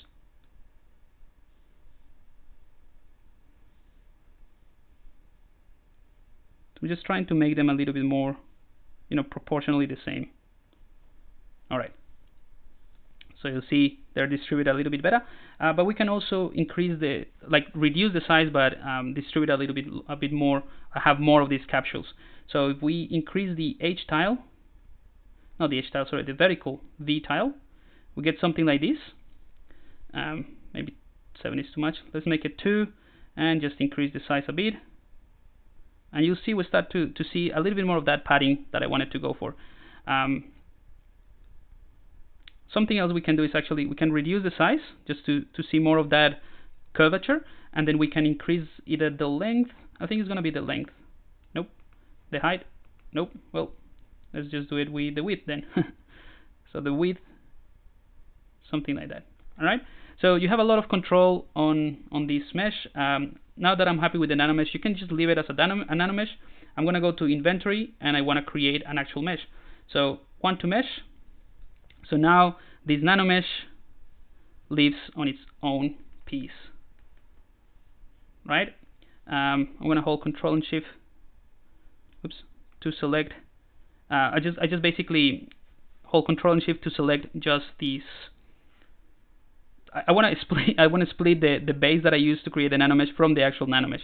So you see, this is the one that we used to create it, and I just need to go ahead and do Split Hidden. And now we can go ahead and take that one and put it into the rubbish bin, or the rubbish folder. So now we have this padding that looks quite interesting. We can just go ahead and move it forward a bit, so that we can see a little bit of the other mesh that we can apply dynamic subdivision. Phew, all right, so there you go. That's kind of like the idea with that process. You can make it look a little bit better than this, but it gives you a good idea of how to approach it. All right, so for the next few minutes, I'm just gonna probably go over maybe 15-20 minutes if you guys are interested. Oh, come on. All right.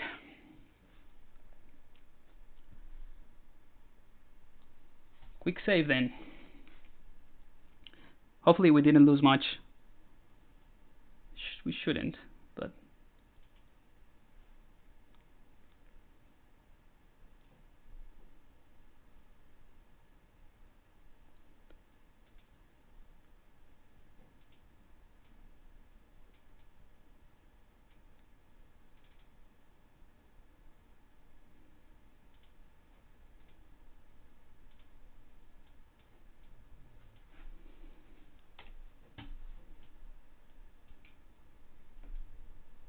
all right, we didn't lose anything. That's the good thing about quick save. All right, let's just check the chat, and I'll go into the alphas and maybe some insert meshes.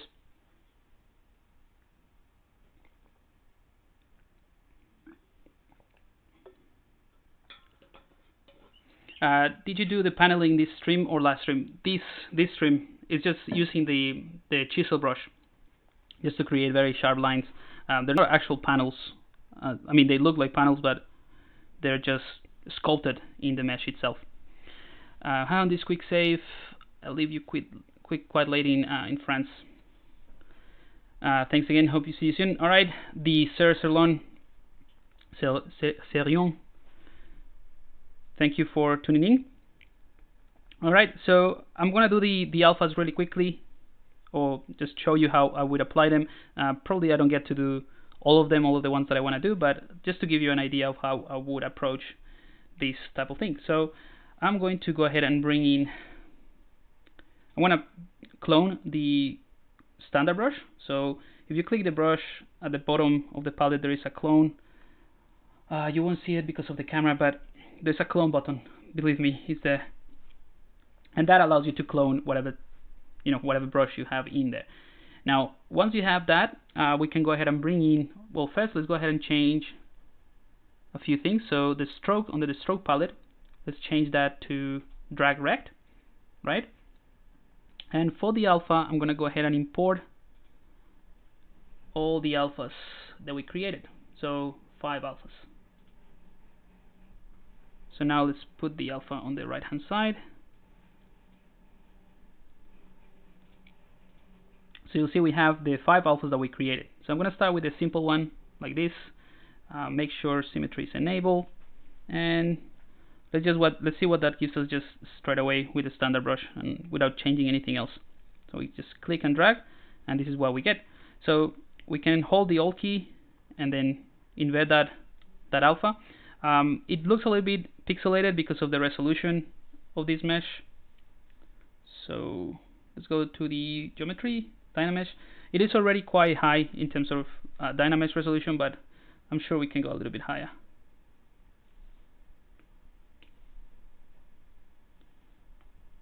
This is going to be small details anyway. So that's looking good. Something else we can do is decrease the focal shift. So that's going to push that inner circle of the brush icon or the brush cursor towards the edges, and that's going to remove that kind of like gradient from the top or from the center to the borders. So now we have a more consistent depth in all of these little gaps.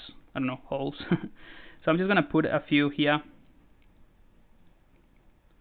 If you want to make them a little bit deeper, what we can do as well is increase the intensity.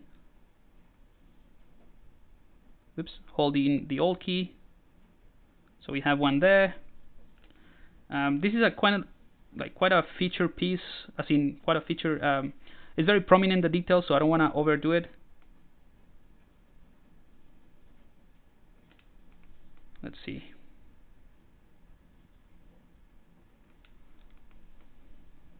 Again, this is kind of like eyeballing the details and see what works and what doesn't. Maybe somewhere here, right? And maybe in this area as well. I'm going to increase the resolution of this piece.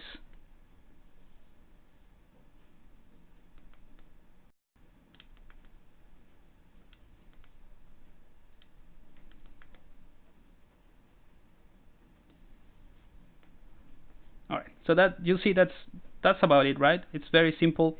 Then we can just select a different alpha.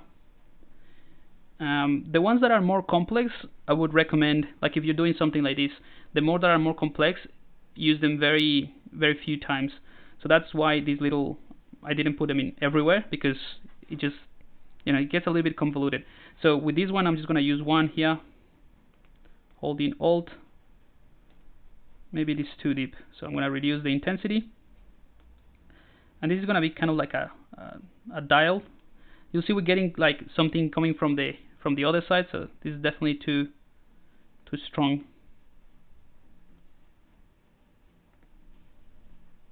All right, that's kind of like what I want for this piece, just a little gap in there. And I'm only going to use one. Maybe we can use another one here, actually. Just a tiny one, kind of like switching between the plasma gone and something else. I don't know. So just another one there. And let's go ahead and use some of the simple ones. So this one. So this one might be an interesting one around here. Let's see. Again, this is another very prominent type of detail, so I don't want to overdo it with that one. So I think I'm just going to use one. I want a simpler one. This one. So this one I can use. This one I can use it a bit more.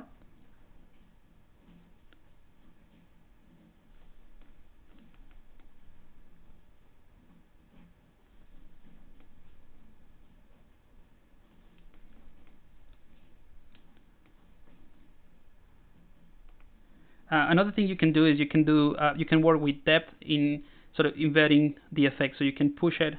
Let's just do it here. So I'm going to push it out like so, and then do the same thing by holding Alt. So I push it out first, and then I push that in. Maybe not that much. Just going to create like a kind of like a lever or a switch.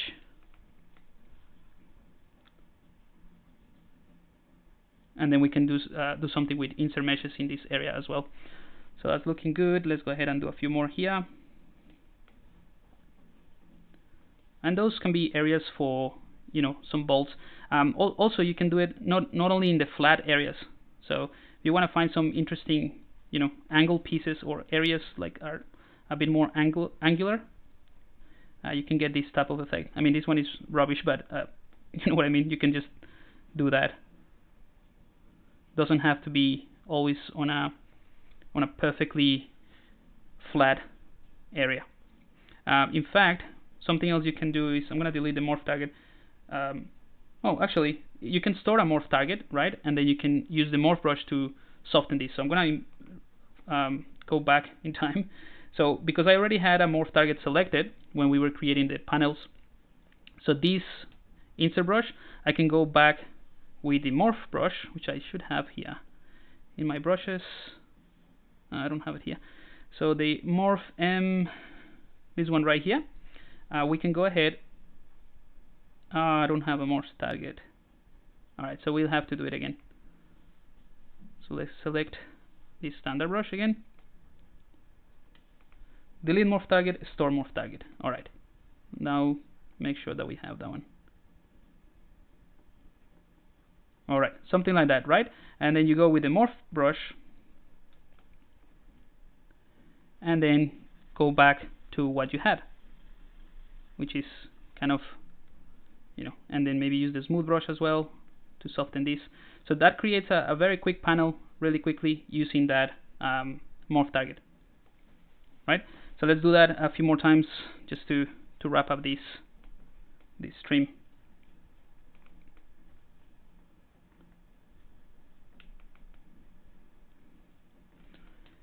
And maybe here would be a good place to add some details that, you know, they look kind of cool.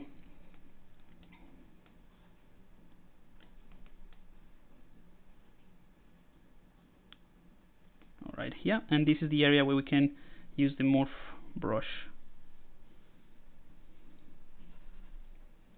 Ah, no. Forgot to store the morph target in this one, so let's do it again.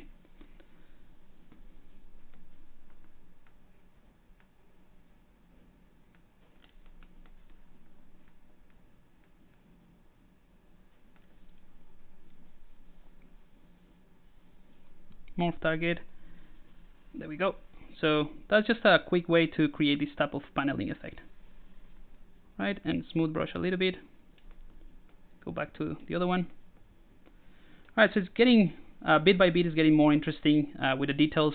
But other than what I showed you before, what I've been showing you, that's all. And I'm doing it a little bit over the place, just adding details everywhere. I will probably do it a little bit more thoroughly than what I just showed you, but at least you have an idea of how I would approach something like that.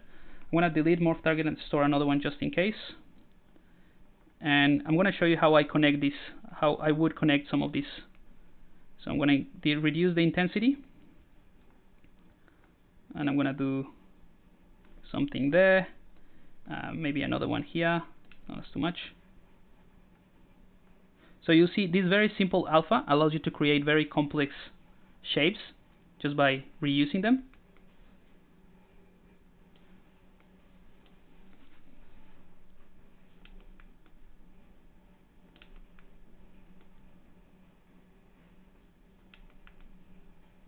Alright, and then use the the morph brush, and just clean that up really quickly. If you want sharper lines with the morph brush, you can also reduce the focal shift as well.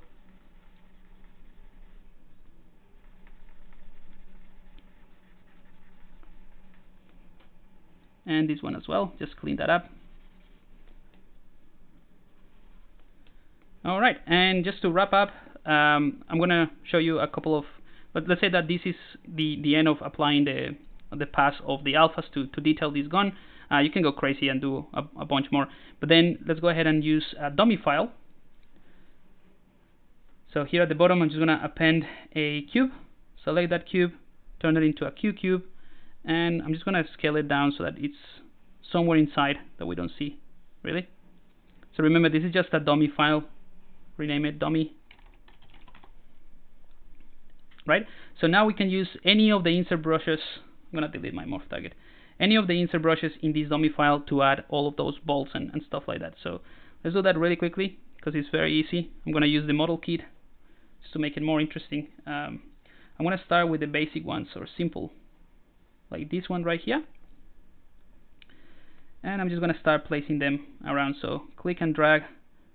If you want to make the size of this consistent, you can hold Control after you drag. So I'm going to set the size with the brush size, and hold Control, and you'll see that would be the size. So drag, Control, that will be the size of this, the size of that one. So now you have a consistent size for all of this.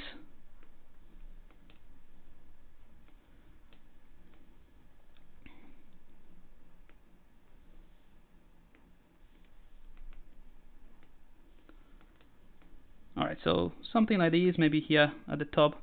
We can just go for something more interesting. Maybe this one, that will be a good one for this area.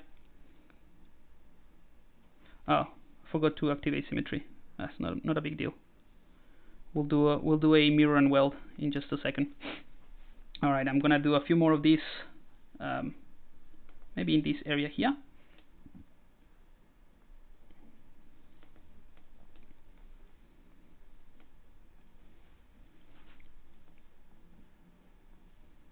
With the Gizmo 3D, we can just push it in. Yeah, so very, very easy. You can just create a concept that looks quite interesting and very detailed. Let's see if I can find something. Maybe this one will work here as a kind of like a dial.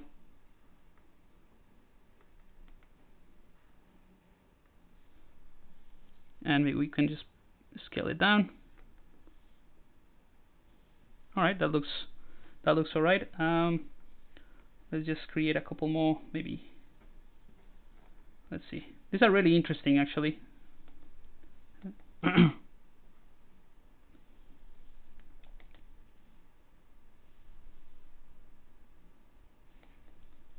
right, and we need one. Maybe, let's see. Maybe this one, kind of like a safety option somewhere awkwardly placed, but. Yeah, hopefully you see what I mean. It's just a matter of spending time, and if you have more time, I would just advise to do it a little bit more thoroughly than what I'm doing. I'm just placing details kind of like a bit randomly. This one is kind of like cool to add a couple here.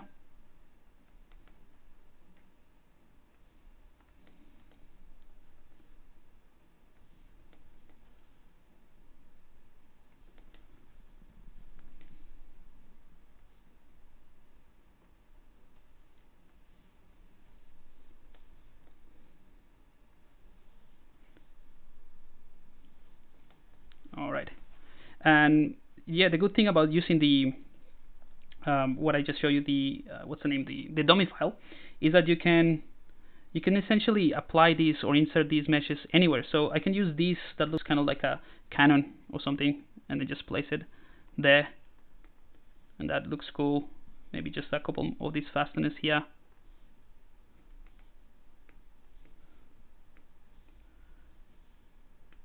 And remember, I'm holding Control to sort of maintain the same size, and the size is determined by the size of your brush.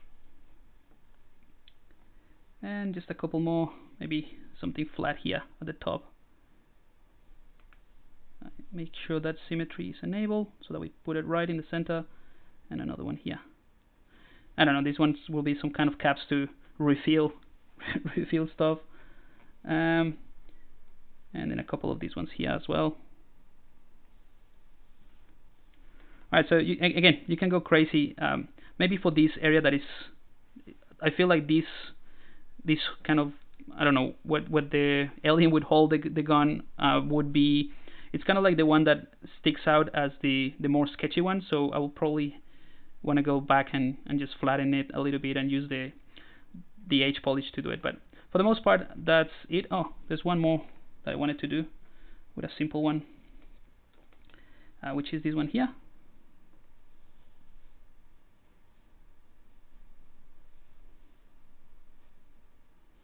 All right, and I think we're done.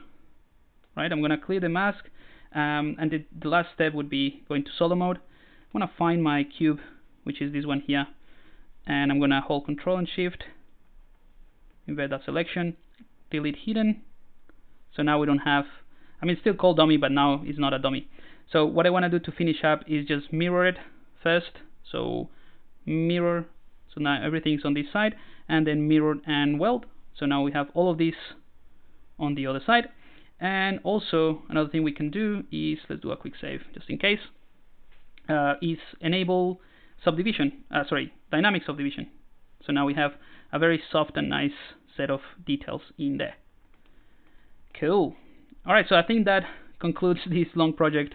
There's obviously a few things that I would do just to finish up, and if I have time, I'll go back and refine them. But as a, yeah, in a general sense, we completed it today. Let me see if there is any questions so far, and I'm going to show you something else really cool just to wrap up. Why Dynamesh and not subdivision levels? Because it's just a sketch. I don't want to be constrained to the design, and subdivision levels kind of like constrains you. Like it just doesn't allow you to be as free to design, I guess. And this is just a sketch. If you wanted to make this into a production mesh, you'll probably have to clean it up quite a bit and then retopologize and project. So, but that's not something that I'm going to do. This is just kind of like a concept sculpt. So no need to use subdivision. What's up with that mic? Got it covered with something. Is that for everything? For everyone? Are you saying that because you cannot hear me properly, or just wondering what this thing is? Can morph target store one per subtool? Yes. I need to learn this, Pog.